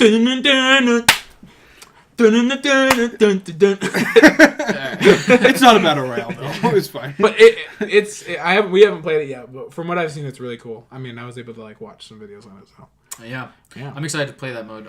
For me, game-wise, I'll start with game first. I went to Redbox, actually, and I rented a couple games. I did this over different days, obviously. But the first one I rented was Yoshi's Crafted World, and which came out a couple months ago. And How did those work on the Switch? Do they still have like a case? Yeah, so it comes in the Redbox thing, but it's formed for a Switch, it's cartridge. like the SD card cartridge. So Yeah, like, it comes out of the thing. It's like. Ding. Yeah, better not lose this. I'm just gonna put another game in it. Yeah, put it back. I'll keep this. Or it's just like the actual full like DVD case, and just like you open it up. And It's just like loose and yeah, bubbling around. Like you broke the game. It's like, no, I didn't. Your stupid case. But this game was really fun. I beat it all. Just did it all in one day because it's pretty short. It's not that long. And I had a lot of fun with it, actually. It's one of those games that was very nostalgic for me in many ways because one of the earliest games I remember playing on like my Game Boy Advance was Yoshi's Island. And this game has like all the same villains, all the same setup, all the same like not all the same, but a lot of like the same sounds, items, and things like and that. Like scenery. Because there's like the block that's got like the face on it. Yeah, and like you hit the block to get the eggs out. You, like, the eggs. like there's the sun that you blow up. Yeah, it was just like a super simple kind of. Like, I even played it. They have a casual mode and then, like, an experienced player mode. I even played on the experienced player mode, and this game was like, pretty, like... Easy. Like, it wasn't hard at all. And I feel like those kind of games are more for, like, the visual But experience. It was... Yeah, and that's the thing, is this game is super creative. Like, some of the things you do in it for a 2D platformer... Traditionally, with 2D platformers, you just go across and get to the flag, like in Mario. But this is, like... There's times where you turn to the left and you're going this way. like and you go back and the board will flip. And you're now facing the other way and going backward, and you see the stuff from the opposite angle. That's Normally cool. You're looking at the camera right this way, but it'll like flip, and sometimes you're looking at it the opposite way. That's pretty cool. And yeah, there's a bunch of like cool little things that happen in there like that. And I feel like those type of games are very visually appealing because like the wooliness and like because that's how Kirby's Epic Yarn was like. It all looks like real yarn, and you're like they use the yarn creatively. Where you're like when you defeat enemies in Kirby's Epic Yarn, they turn into a ball, like a big pile of yarn, and they like blow up into a bunch of yarn, which is cool. Like they play with the aesthetic of the actual game, and they use it really well. Yeah, I really enjoyed my time with it for the most part. It's nothing like mind blowing, but I think it was just kind of a fun little game to play. Yeah. Then I also rented. I was just in like a 2D platformer kind of mood. I wanted to play something on my Switch, so I also rented. New Super Mario Bros. U Deluxe, which was a port of the Wii U game, which I never played that one. I did the same thing. Does it have Super Mario one day? Super Luigi too? It has that as well. I didn't play the Super Luigi U just because I didn't have time. I needed to return it because I did it all in one day for one rental price. But I highly recommend doing that for these types of games. Like if you don't want to necessarily pay the $60 price tag for these types of games that you're going to beat potentially in one day like I did, just rent them. You can rent them from Redbox, $3, and then it's like, boom, beat it in one day, and then you get your fill for it. And this game was good too. Like Nintendo is so good at 2D platformers. Like they're the best at 2D platforms. No one even comes close. So it was just a fun game to go through and play. I had a good time with it. Nothing like mind blowing. No one comes close. What? 2D platformer? No one comes close. To 2D platformers? 2D platformers. What are you thinking? Crash? Cuphead? Oh yeah, that's true. That's true. Yeah, Cuphead's kind of in its own. It's a one-off. Though, it's definitely. You could play Cuphead and very well think it was made by Nintendo. You could be like, oh my gosh. And this is a great Nintendo game. Now. Yeah, now it is. Yeah. It's actually one of my games, so I'll get to it. Yeah, for sure. But Yeah. I wanted to play it on the trip, but I don't have it. Well, I have it. I have Joy-Con. Don't play it. It's 2-player. Anyway, Hasten, do you have any Speaking of cute games, I've been playing Days Gone. Playing cute. Oh, that game such is a cute super game. cute. I love the part where you chop off the heads, you know. I can't really go deep into it because the story basically, like, you kick off and there's spoilers, so I don't want to go too crazy with the story. But as far as gameplay goes, man, this thing is... I've never seen a game with hordes of zombies that, like, the AI on it is perfect. Mm-hmm. It's odd, like, you climb up trucks, and these zombies will swarm onto the trucks and freaking fly onto the truck with you. So, like, you can't just escape on the top of the truck. They're not just like swinging at the truck and you're on top of the truck. You're not just like throwing Molotovs. Yeah, like, it's not just you have to be. It's not like Dead Rising where you can just like they're just walking and you're just slicing them all with the freaking chainsaw and they're just not doing anything. You have to be strategic. I mean, they have Molotovs, they have grenades, they have proximity mines, they have C4, they have like tons of different kind of things like this. They have like machine guns and shotguns and all this stuff. So like there'll be a wave of like 150 zombies all attacking you at once. Kind of like we played at that demo. It's kind of like it's like that the whole game, depending on the difficulty you play on. But it's such a fun. Is that the demo you played at E3? And the story is actually pretty. It's not like the most story driven, but it's still a good story. Not like a Naughty Dog. Yeah, it's fun to play, and the biking mechanics are cool. Like you have to fill your bike with gas, and you have to repair it. Wow.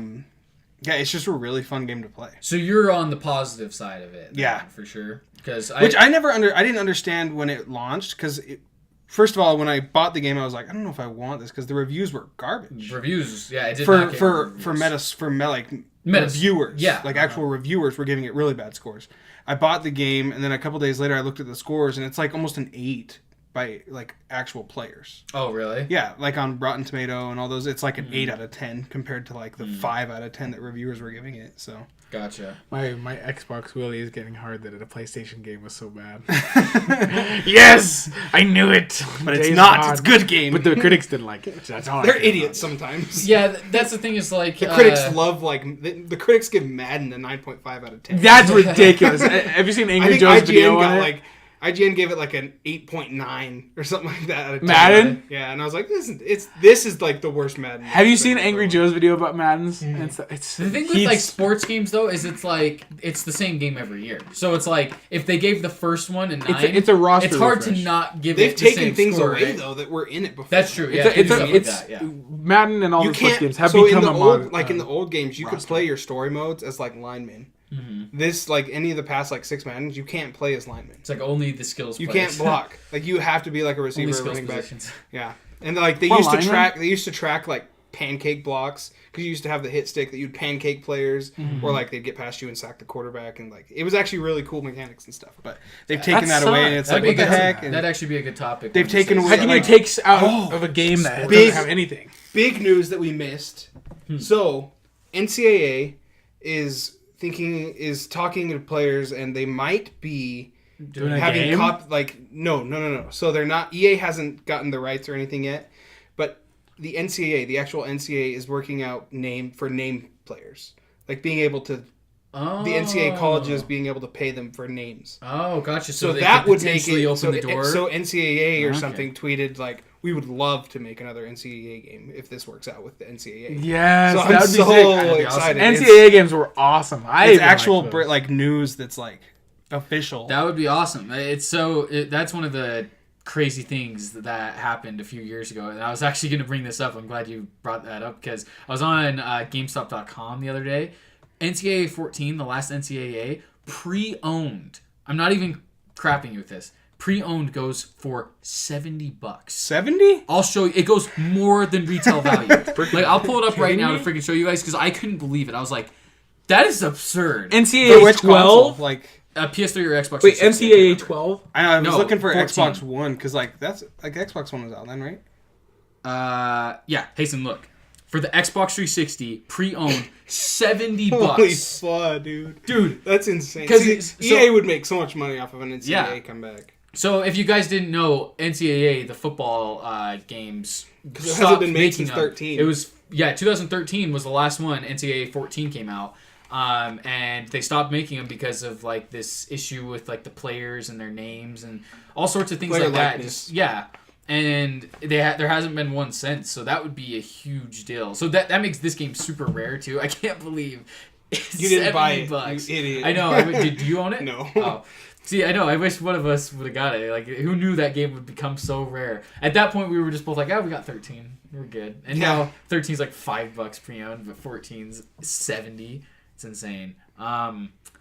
Anyway, what were we talking about before the answer? I was playing Days Gone. That's right. Yeah.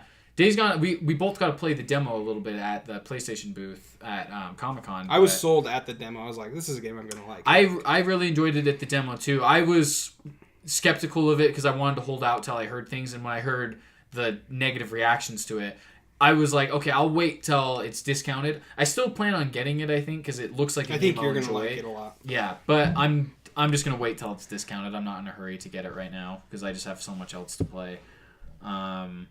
Anyway, Taryn, back to you. Let's see.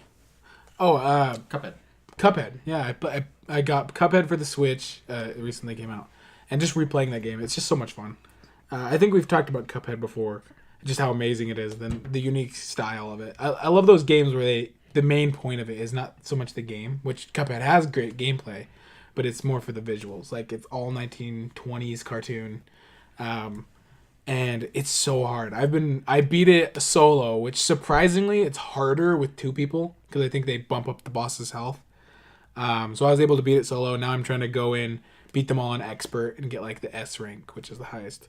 And it's tough. Like, it's way tough. It's slapping me like really hard because I'll be stuck on one boss all night.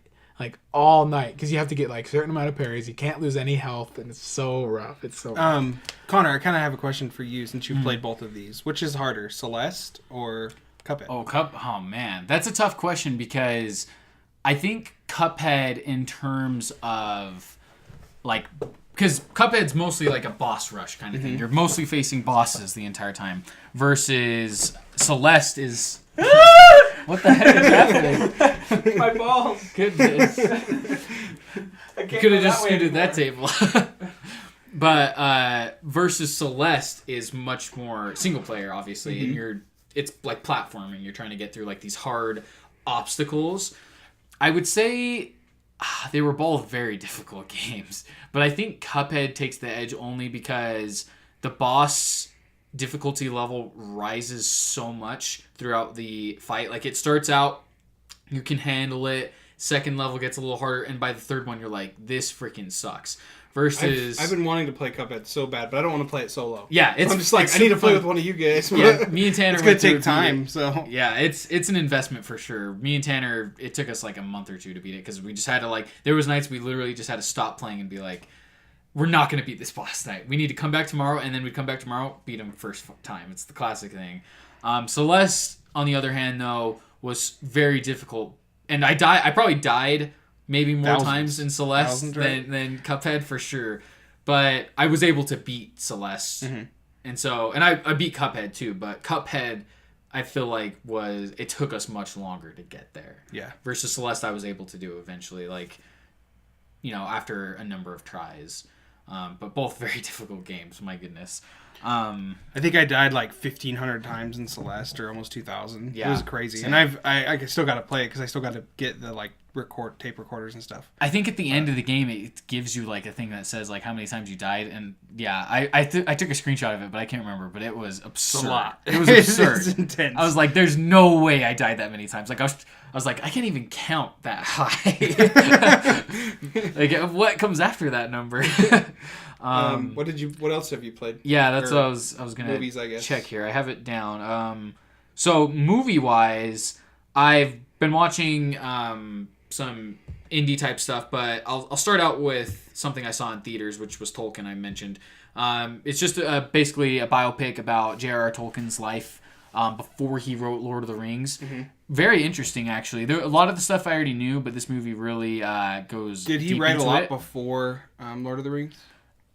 Well, so it's weird because the movie doesn't talk too much about that, but basically he was like a student in England, had these like best friends, and World War II happened, and he was in World War II, World War One. Sorry, it wasn't even World War II yet. Tolkien was in World War World War II? One. Or one? Yeah, it was what crazy. How old is this dude? I know, it's crazy. I was like, man, I knew he was old, but wow. You should look up his age. Let's see. I mean, he's dead now. But, Oh, he is? Yeah, he Oh, died. okay. He died in the 70s, I think.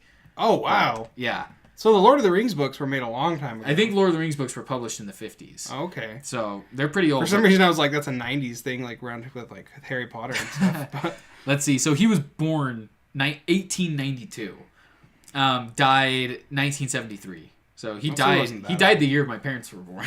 That's crazy.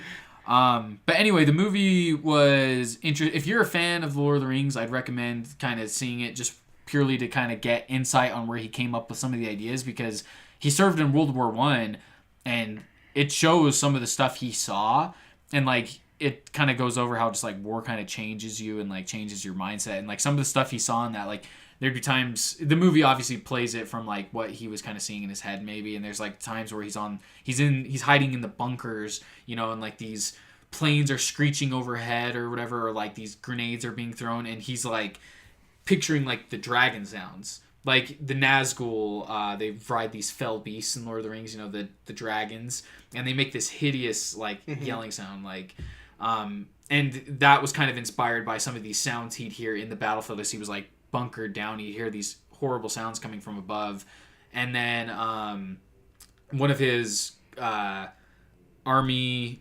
comrades or whatever was this guy that kind of protected him. His name was Sam. That's where he got the inspiration for the character Sam, like because this guy's totally like trying to help him the entire time. And it's really sad story. I mean, it's a true story, so spoilers, I guess, if you don't. I mean, are you guys planning to see it? Tolkien? Yeah. No. Because it's a true story, so it's not really a spoiler. It's not But something I'll watch, probably. basically, all of his friends in war die. Like, he has one that survives, but he's like has insane PTSD and stuff like that. So yeah, the movie really shows like how the things in his life affected what happens to him. And he has his girlfriend in the movie, played by Lily Collins, the girl in Extremely Wicked. Okay. She's his girlfriend. Which one, first or the second one? The main one, the first one. Yeah, she like in the movie he kind of talks about how she seems so elegant and stuff, like an elf and stuff, and he got inspiration for her for like the elves and things. So it's kind of cool. It's mostly just about his life versus the actual inspiration, but recommend it if you're a Lord of the Rings fan. Did you guys have more stuff to talk about? I have been playing NBA 2K19, and I talked crap on this game like a few, like probably like 10 episodes ago. Yeah. And I back it up. I'm not going back on my word. This is still a crappy game. It's just NBA playoff time. Wow.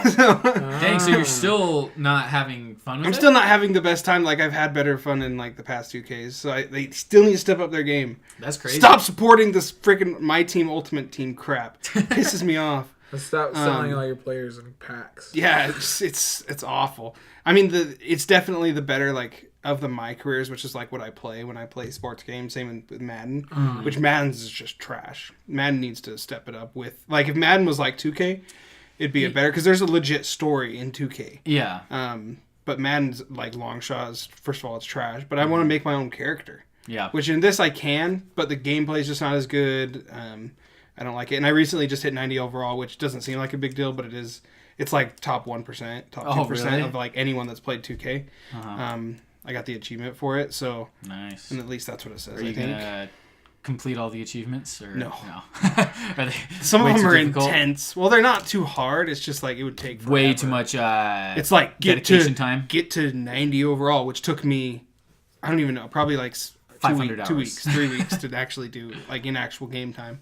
And then there's like other ones that are just like beat everything in nominations. Like, holy beat fuck, everything. Do everything in the game. But and you get the achievement. I'm hoping 2K20 is better. Same thing. Like, sports games are really pissing me off. I'm still gonna play them because it's what I do to burn my time. Like, I'm watching Superstore, but I'm playing 2K at the same time. Yeah, it's like background noise. Because it's like an office thing. It's like one of those kind of shows. So. And 2K and Madden are supposed to come out August, right? Yep. This Madden 20, I'm wondering, because there's a new mode and it's more focused on actual story and creating your own character. So I'm hoping maybe they pull something from 2K as far as that goes. but this new Madden does actually look pretty decent compared to the last ones. There's actually in-game updates. I guess a piece of news about it is Patrick Mahomes is the cover athlete this year, right? Yep. Pretty. So that's cool, I guess. It's all right. Yeah. I mean, Patrick Mahomes very talented, but I feel like they need to do more veteran players for the covers. Deja vu, man. Wait, really? This is crazy, yeah. Did you just have deja vu? Like this whole conversation about Madden. Really? Right now. Wait, we did? This Patrick Mahomes. He's just having like you know how you Did have we deja talk vu? about it on the podcast? No, you know when you have deja vu moments. Yeah, I mean, yeah. Like I just you feel like I was like, what's he gonna say next? And you're like veteran players, and I was like, holy fuck! like I knew it Dude, was those moments. Oh my gosh. That's freaky. But I do feel like it's like, you know, Ooh. they should honor the veteran players more because Patrick Mahomes, he's a very talented young man. He's going to have plenty of years where he's going to have an opportunity to be on the cover of Madden. It's like They could have done like Drew. Well, I guess Drew Brees has been on it, but they could have done the retiring players. Yeah, You know Should what have I mean? done Michael Jackson. Has Aaron Rodgers been on one yet? You No. know, someone like that. You know, someone who's been in the league. They for a always while. do. It always is sometimes like it's the MVP or someone who's close to the MVP, and he won the MVP this year. That's true. That is true. Yeah, and he's very talented. I'm not saying he doesn't deserve It it. was crazy. I mean, he almost broke the record for most passing touchdowns in a single season. Mm-hmm. Like, there's no doubt in my mind he'll have a Super Bowl one day. So it's like Maybe. I mean, I guess that's Dan true. Marino doesn't. Yeah, that's So- that's a great point. Tanner. I think it's. Oh yeah, you just I went. just right? talked about 2K. A big one is just Borderlands series. I think I talked about Borderlands 2 in the last episode. I recently got the remaster of Borderlands 1, which came out a while ago, and I tell you what, like, it sucks when you get into a series of games when it's the sequel. You know what I mean? Like, I started off playing Borderlands with Borderlands 2, so when you're going backward, it hurts a lot because like playing Borderlands 1, There's a lot of features that aren't there anymore. I've been playing Borderlands 2 like crazy ever since they announced Borderlands 3. Like, it's the new obsession. But then I was like, I gotta play Borderlands 1 again because I bought it on the 360 back in the day. I played through it a little bit. It was really hard. I just couldn't play it. The field of view on the original Borderlands was terrible. It was like so freaking close up to your face. So they added a field of view slider, which was nice. So that's why I was able to play through it. But it's rough. Like, if you play Borderlands 2 and then you play Borderlands 1, there's so much not in the game. Because once they hit Borderlands 2, they knew what their game was. They knew what they wanted, like, how the style should look, how guns should act, what should happen. It's so, like... I wish Borderlands would be on the Xbox Game Pass. Yeah, I could play it. I feel like you would be cool. really like Borderlands. Like, I hope we can all play it when the third one comes out. Because it is awesome. Like, it is such a fun, unique game. It's what Rage 2 tried to be. Rage 2 tried to, like, embrace There's a controversy the Borderlands. around that, and I don't understand it. Well, real fast about Rage 2. Is it out? Yeah, Like, it came out. What did it get review-wise? Not very I haven't good. heard, like, anything. It didn't do very good sales-wise. Okay, Look it up. Is yeah, that... see what it is. I've watched people play it. So, it was very misleading with the... Was that what the big deal was? I don't think that's what the controversy was. That's how I feel personally. With like their promotions and stuff. It made it seem like it was a... 73, so... Not bad. It okay. seemed like it would be a loot. Is that shoot. rating or user? That's Metacritic. That's the rating. Let's see. It's user. Where's user? Is users always like users? Is that a 14? Let's see. Users. Gosh dang it. 5.5. Why are these always so different? Yeah, that's very different. Because for me it was very misleading. Like, from the promotion, it looked like it'd be like a loot and shoot, crazy, but apparently it's like pretty linear, pretty like there's no like open world. Like, I guess there's 10 set guns you can get. There's no like you can't like pick up new guns and 10. Yeah, it's 10 set guns that you upgrade. Are we talking about Rage 2? Yeah. Okay. Like, it's not like a loot and shoot. Did you think it was like a loot and shoot? I felt like it was gonna be I didn't know looter what game. it was. I didn't It wasn't think one so. I was Because interested I thought it was going to be like a Bethesda game where you kind of pick up your own weapons or like there's different availability, you know. I was never going to get it, but it did look really interesting. It's way more linear than I thought. There's like vehicle combat and stuff like that. But from what I've seen, it doesn't seem like something I'd enjoy. They have the BFG, the big effing gun from Doom in the game, which is cool. So people think it might be... That was the big friendly giant. That's true. But people think it might be linked, like the series. Maybe like Doom is just what happens in the future when they go to like hell or something. But it has some like cool aspects to the game. But for me, they tried way too hard to be Borderlands, because Borderlands is like a Mad Max kind of game. Where it's like, it's crazy, there's fire, everyone's a psychopath, and they've got like This blood game all over did them. try really hard to be like insane. A Mad- Because I'll tell you what, I briefly, you got me the original Rage back in the day for my birthday, and I never got into it, but I remember playing it like for a few hours. No, it was way back. It was good, dude. At the time, it was the best graphic game I had ever seen. Like it was insane how it looked. It's But like Battlefront nowadays. yeah, When I got it for him, it was only like 2 years old at that point. yeah, it was probably even cheaper at the point you got it. It wasn't like a full price game. But I remember playing it. I wasn't a huge fan, but it was nothing like how Rage 2 looks. I've played Rage 1. It is like a Western post-apocalyptic. It's cool. If they would have kept that same aesthetic, I feel like this would have done way better. Because with all like so much hype around like Red Dead Redemption 2, Westerns are Rage always 2 really looks popular. very similar to Far Cry and New Dawn Yeah. too. See, Far Cry New Dawn and all these games they're trying too hard to be Mad Max. Like a Mad Max, like post-apocalyptic. Everything's on fire. Everything needs to be People are crazy. psychos. There's like giant cars with speakers and guys playing guitars. Like that's what Borderlands is. Borderlands accepted the Mad Max feel. Even speaking of Borderlands 1, there's a rip-off character of Mad Max. His name's like Mad Lax or something, and he's got he Mad Lax. and like all of his Got guys. lots of laxatives. And this was, of course, before the big Mad Max. You have some. But yeah, so I feel like Borderlands is a very cool game for that aspect. But all these games try too hard to beat it. Anyway, back to Borderlands 1. I beat it, and it was definitely worth playing through and beating it finally because I'm a really hardcore. Did you buy Borderlands the Borderlands package recently? Or like Handsome Collection? Yeah. So the Handsome Collection, I bought when it first came out. Oh, do you know And how much Handsome- it is now? Yeah, the Handsome Collection only comes with It's like Borderlands free, 2 and isn't it? pre-sequel. It's on Game Pass. Or is it on Game Pass? I'm pretty sure Oh, Handsome it is? Collection's I think on it Game is. Pass. Yeah. Oh. I could be wrong. Handsome Collection right now is probably at the most 40. But it's probably cheaper than that. I want it free on Game Pass. And it's Not definitely good worth enough. it because Handsome Collection comes with I just haven't Borderlands. tried it, so it's like one of those things. I'm like, Yeah. "Mm." Don't Handsome risk Collection it. comes with Borderlands 2 and Borderlands pre-sequel. The entire games, all their DLC, So I need to play and Borderlands 4K 1? HDR. No, you don't. No, Not I at don't think all. They, you can tell that they purposely with Borderlands 2 tried to make it so you didn't have to. Like there's characters from Borderlands 1 and Should I play the pre-sequel before 2? Oh, absolutely not. You don't even need to play the pre-sequel. You Okay. don't need to. Just play 2. Borderlands 2, yeah, if you play Borderlands 2, I bet with Borderlands 3 you won't even have to play Borderlands 2 to know. Oh, sure. I doubt it. Those games are much Especially more like, since it's been 7 years 7 or whatever. years. It's like Well, they can't make you go back and It's play. been 9 for Elder Scrolls. Yeah. 80. It's been 84.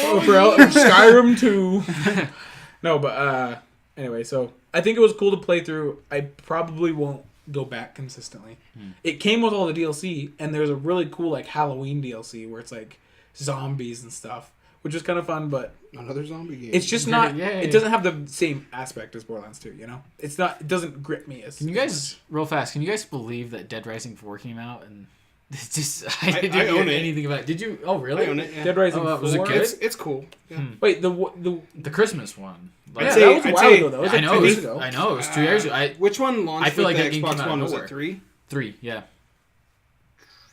It's hard between 2 or 3. I really like 2. 3 was really good. 3 was really It was good, the though. launch title for 2 Xbox. was my favorite. I really Did you liked play 2. 3? I played 3 a little bit. 3 not as was much my as 2. favorite. 3 was the one I actually got 3 is a into. lot darker. It's way darker. 2 is the one in the mall. It's much. And It's much more it's light. That's why I really love 2. lighthearted and it's fun. Yeah, I played Dead Rising 3. It's much more trying to be like silly, crazy, where it's like, oh, you get a teddy, like Dead Rising 3 is Oh, you kind get a of dark. dildo, you can kill Yeah, zombies with. Yeah, 3, I in was Dead Rising really 3, surprised that's how still dark it in there. was. There's still like the funny elements, but it's definitely more definitely serious, darker. which is, I think that's why it's my favorite. Like, it's got like this creepy aspect to it too. See, I didn't. That's not why I played Dead Rising. Yeah, I though. play That's it why for I was fun, confused. killing Well, no, zombies. it is still fun though, because you can get like a teddy bear who you can mix him with a shopping cart and like a machine gun. It's just and you there's not push those him around and bright. There's just not those bright colors though. Yeah. Which- to an extent, yeah, definitely. I Like think really, it's like very you go there dry and it's color dark. palette. Cars exploded. Like, Gray. I agree. It is because it's technically the first Dead Rising in the series. Like it's the prequel to all the Dead. Oh, it's when is the it? zombie apocalypse first happened. I also didn't like the protagonist as much as like. So 10 years after, all the lights turn on and it becomes pink and green, right? that makes sense. Sarcasm, sorry. I will admit, the protagonist in Dead Rising 3 is not as cool as the other guy. And then the antagonist is even worse. The bad guy in Dead And 4's the Rising 3 is same a way. girl, 4's the and same you way, never but it's see her. worse because it's literally just cars exploded and like... Really? Yeah. But they brought back the original protagonist, right? Yeah. Well, and it's like more Christmassy. There's more colors and stuff. 4? Yeah. I don't remember that. But. Anyway, well, I'm gonna go into a couple movies I watched. Both of them on Netflix, actually. Real quick before we start your movies, go ahead. I've been watching Game of Thrones, Oh. which is a big thing. I know you guys don't watch it, but most other people in the world do, And they're very upset. and they're very But upset. I'm glad because we don't have to be upset. Now you got to remember you're watching Game of Thrones, and they've never made you happy once. They kill your favorite character. They all the really time. do. Yeah, like true. they've killed like multiple favorite characters, like. Don't say anything. Every season, I won't. But it's not a show you're gonna like watching. I mean, you will, but You're not gonna hold you're on not to the gonna character. It's like like if love a Office- character and just be like, yeah, this is my guy all the way to the end. Oh shit! It's like if Office in the second episode killed Jim. It's like, yeah, it really is. It like I'm not even joking. yeah. I've heard It's that. like I've if- heard that analogy. In the first season, it's like, oh, this is Dwight and Jim like playing together. Oh wait, oh shiz, never mind. They're dead. Season 2. All right. Oh, this is oh. He's Sean dead. Bean's in the movie. Holy crap, they killed him. But Yeah. it's this past season. That's what I'm kind of backing up as. Can't talk. So they've had all these storylines going, and this past episode specifically this past episode was the one I had problems with. They just destroyed like 6 storylines. Just cut him down. They're just they're just like, oh, this guy's dead. That's it. But isn't that kind of what the show is, though? Kind of, but like everyone dies in like, a spectacular granted, way. I can't talk because I haven't seen the show. I'm sure if I had seen the show, I maybe. So like, there's this small storyline in season 4. It's like the best fight scene in the entire show. It's the mountain versus the red or the viper. I don't want to spoil it for you, so I'm not going to. But it's just an awesome scene, and the way that it ends is just like, holy cow, that was crazy. Like, and the way that they did it with this one, like, some people just end like their story's over. And it's not even a person. It's not like it's like not climactic. even a person killed this person that we've hated for 8 years. Not even a person. It was rocks. Like rocks. They fell off the cliff. A rock smashed them. No, I'm not even kidding you. Yeah. But it's just like, what the frick? I've heard the It's controversy. very interesting. Another piece of news is there's a petition that 1 million people have signed to remake season 8 or whatever, which is pretty crazy. Which I feel Well, the like thing is, you know, grow up. Like, HBO, grow up. Come on. they're not- HBO offered the Game of Thrones writers 10 episodes though, and they're like, did they? "Oh, we can do it in 6." Oh, so it's only 6 episodes. Yeah, this is the last episode tonight. Oh wow. So there's 6 episodes. Is They it could have the- done it in 10, and this season feels rushed. Does it? Like rushed. So I've never seen something feel more rushed. That Is always it the sucks. series finale? yeah, Or the this is the season? series finale. finale. There will not be another Game of Thrones episode Until the prequel series. until like a prequel. But that the won't be the prequels are same, before. It's yeah. like 1,000 years before all of this stuff happened. Yeah, that's pretty crazy. It's unfortunate, I guess, for the people that are disliking. So I wouldn't. Into I it, mean, yeah. just because I don't know how it's going to end tonight. It could end awesomely depending on what they do. But like, I still recommend watching it. Like, it's not this just because this last season hasn't been great. I still recommend watching because it's still fun to watch. Because like, I'm gonna watch You it could for you could sure. say that about Office. Like Office's last season wasn't the best season by far.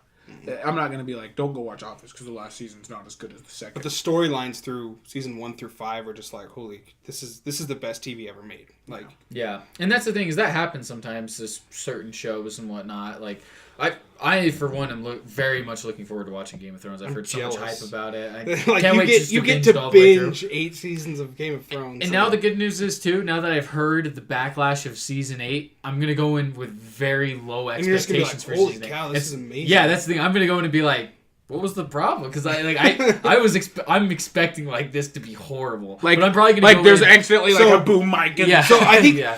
I watched Angry Joe talk about this. I've watched like 3 other reviewers, and they're like, "This is bad for Game of Thrones. This is not bad for TV." They all say that. Everyone says that. They're like, "This is like a 9 out of 10 for TV, but this is like a 5 out of 10 for Game of Thrones. Gotcha. Okay, that's a good way to compare it.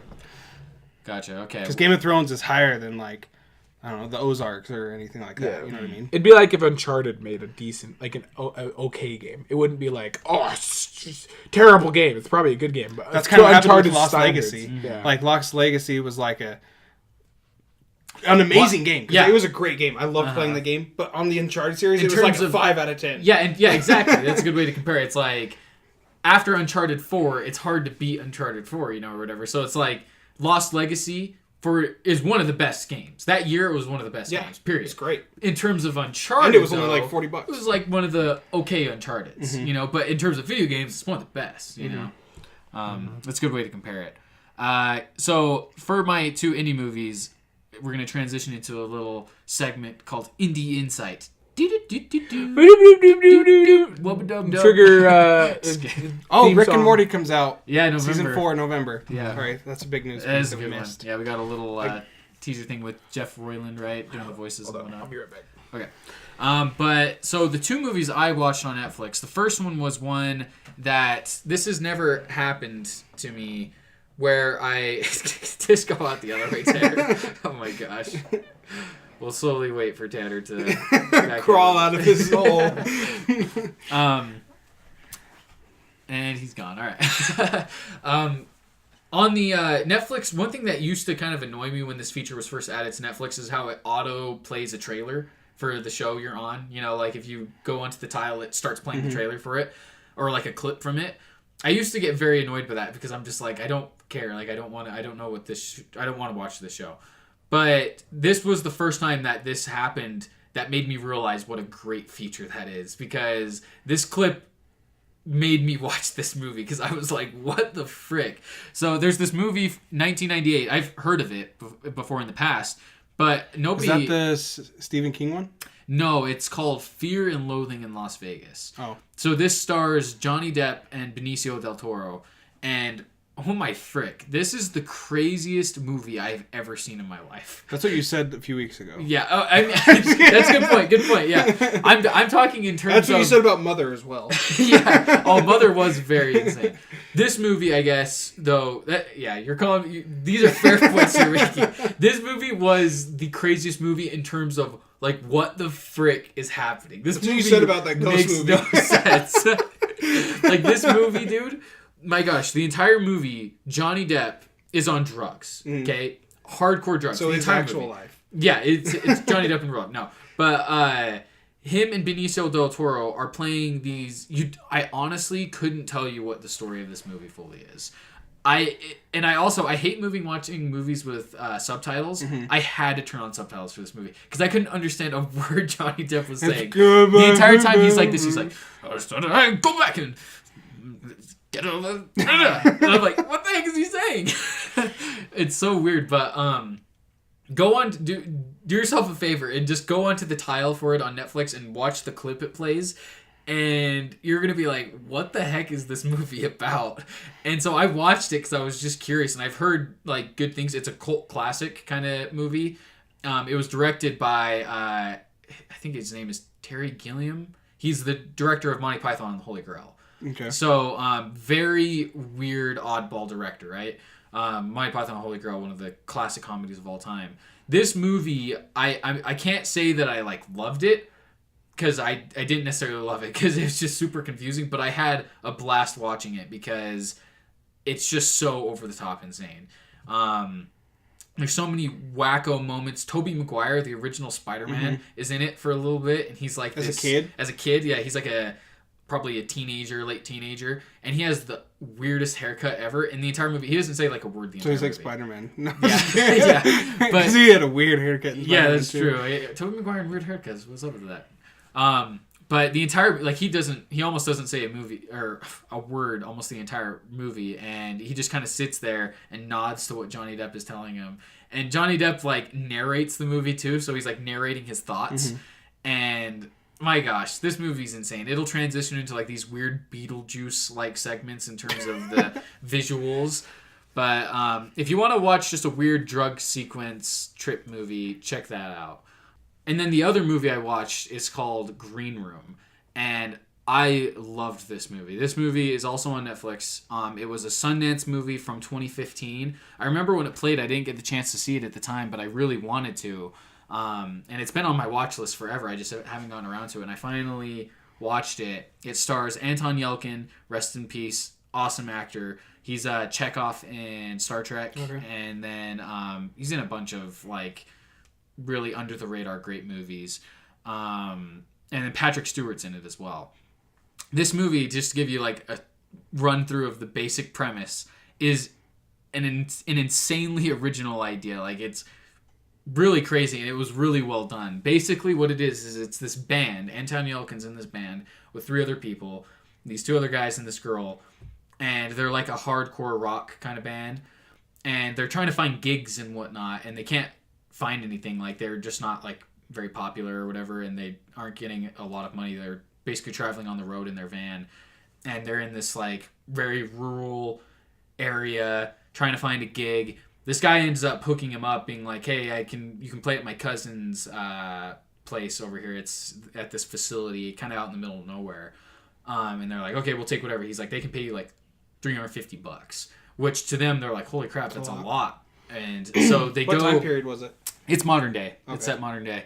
And so they go to... So they're like, all right, we're going to go play this gig at this facility or whatever. So they go out to the middle of nowhere to this gig.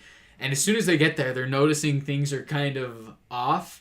And they're like, what the heck is going on? And like, they go out to perform... And, you know, they perform and, like, the audience is, like, very scary looking. They got, like, tattoos. They have these hoods on. Yeah. They got tattoos of, like, swastikas and crap. And they end up finding out, like, basically while they're performing, they're like, these guys are freaking neo-Nazis. This is, like, a neo-Nazi I picked it up as soon as you started saying. Exactly. I mean, you could probably guess. And so they have to, once they finish their set, they go to collect their money. And the girl forgets her phone. She's like, oh, I forgot my phone back in the recording room. And so... Is her boyfriend black? No, that would be it's very bad. It's a picture on the front of the phone. That would be very bad. No, but Anton Yelchin's like, oh, I'll go grab it for you. And so he, you know, sneaks back into the back room to go grab it. He's like, excuse me, guys, just gotta grab a phone. And he looks over, and I guess slight spoilers. This isn't a massive spoiler. This is kind of setting up the movie itself.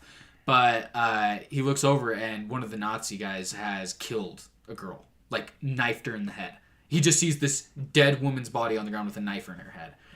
And holy frick. And so he's just like, and he just like backs out and tries to run to his van. And, and while he's in there, by the way, there's another girl, one of the main leads of the movie. Her name's Mogan Boots or something like that. Really good actress. But she's like, call the cops, please. Like, and she's like crying. And so he's like, frick. And he just tries to book it out of there. Quickly, like, pulls up his phone to try and call 911, trying to get up to his band. And as he calls 911, and as he dials, one of the guys, like, grabs him. And, like, grabs his phone and, like, hangs up. He's like, what are you doing? What's going on? Blah, blah, blah. And it's this crazy moment that happens. Long story short, things happen to where they eventually... The band locks themselves up in this room, this back room. That's why the movie's called Green Room.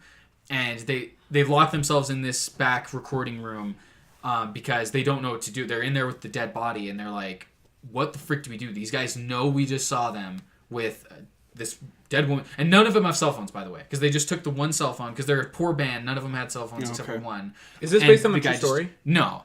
But is this what you were watching the other night? Yeah, it was freaking. It was crazy. terrifying me. It was crazy. I got so scared that I was like, "Is he gonna come kill me?" Because like I could hear what was happening. Dude, it sounded terrible. Some of the stuff that happens in this movie is so. This movie's so intense. But they're hiding in this back room and they don't know what to do. And basically, to long story short, sum it up, they have to. Well, I'm not gonna sum up the entire movie. I'm not gonna give anything away.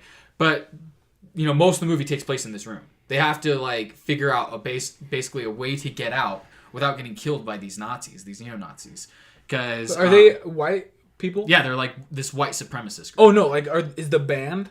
No, the band is white, but they just came to play a gig, and they happen to see a murder happen by one of the neo-Nazis murdered someone. And do the neo-Nazis know that they're there? Yes, they came to perform a band. They came to perform. When do they know that they saw them commit the murder? Yeah, like one of the guys walked in on it happening. And so now they quickly like try to hide in this room, and Patrick Stewart, who is Charles Xavier, the original one, awesome actor. He plays the head of the neo-Nazis, and he is freaking awesome in this role. He is terrifying. He plays like this super like cool, gentlemanly kind of guy. You know, he goes up to the door. They're locked in the door. There's no windows or anything, and he's talking. He's just like, "Let's talk this out." You know, he's like, "You guys, everything's cool. We're not mad." He's super intimidating, super scary. This movie, though, I just highly recommend it. I was blown away by it in terms of its originality. Like, I haven't seen a movie like it. It's on Netflix. I would check it out there. And I won't go into much more than that because I don't want to spoil really what happens because there's some insane stuff that happens in this movie. But I will say I really love Anton Yelchin. And I think her name is Imogen Poots, I want to say. They have great chemistry together, and they're in a bunch. They're not a bunch, but they were in Fright Night together as well. I really like them as like a couple, even though they weren't a couple in this movie. I like their dynamic together. It's too bad we lost Anton Yelchin because he was so young too. He was only 29 or something like that. But he was very tragic talented. way to go too. Yeah, he was really talented. Anyway, did you guys have any other things you wanted to share? No, I think I'm done. I mean, we're good. Yeah. Well, we thank you guys for joining us on this episode. We appreciate your guys' time. Stay tuned for our next episode where we will be doing predictions for E3 because E3 is in less than a couple, like 3 weeks, right? Oh, yeah. 2 or 3 weeks. 2 or 3 weeks, yeah. Close. Oh my I'm gosh. excited. June 9th, and it is currently May 20th. Yeah. Oh my gosh. We're right there. We're right there. It's Let's go. So I'm excited for close. the predictions episode, but yeah. Do you want to pimp out social media real fast? Yeah, so guys, we mentioned it at the beginning of the episode, but if you made it this far, congratulations. Go follow us on Instagram. Also, I and never Twitter. saw any photoshopped R2D2 suicides. Yeah, so freaking poor R2. nobody gets the $20, I guess. R.I.P. R2D2. Dude, if you made it this far, say something about R2 because then we'll know. We will like your if comment. you say R2D2, we will know what you mean. So yeah. If you just put beep boop boop boop beep in the comments. Beep boo boo bop boo boo bop. It's beep boop boop bop. Beep beep boo boo beep bop. No, it's beep bop. Mr. Grant. But yeah, go follow us on Instagram. Come on, where's the photoshops? Super Give us Basement Bros. One of our 20 people that listen to this episode. That should have been Photoshop. the picture for that episode. Is R2D2. If you Photoshop it, we'll put it in the freaking description. Oh, I'm we'll sure. shout I'm you sure out. YouTube will love that. Oh yeah, suiciding R2D2 in the thumbnail. Anyway, yeah, we thank you guys for joining us. Well, Is real there quick, anything else? Twitter at Super Bros Videos and Instagram at Super Basement Bros. Anyway, yeah, and also we didn't mention at the beginning of the episode. We are on Apple Podcasts now, iTunes, Spotify, all your favorite podcasts. Google Music, iHeartMusic, not iHeartMusic, iHeartRadio. Sorry.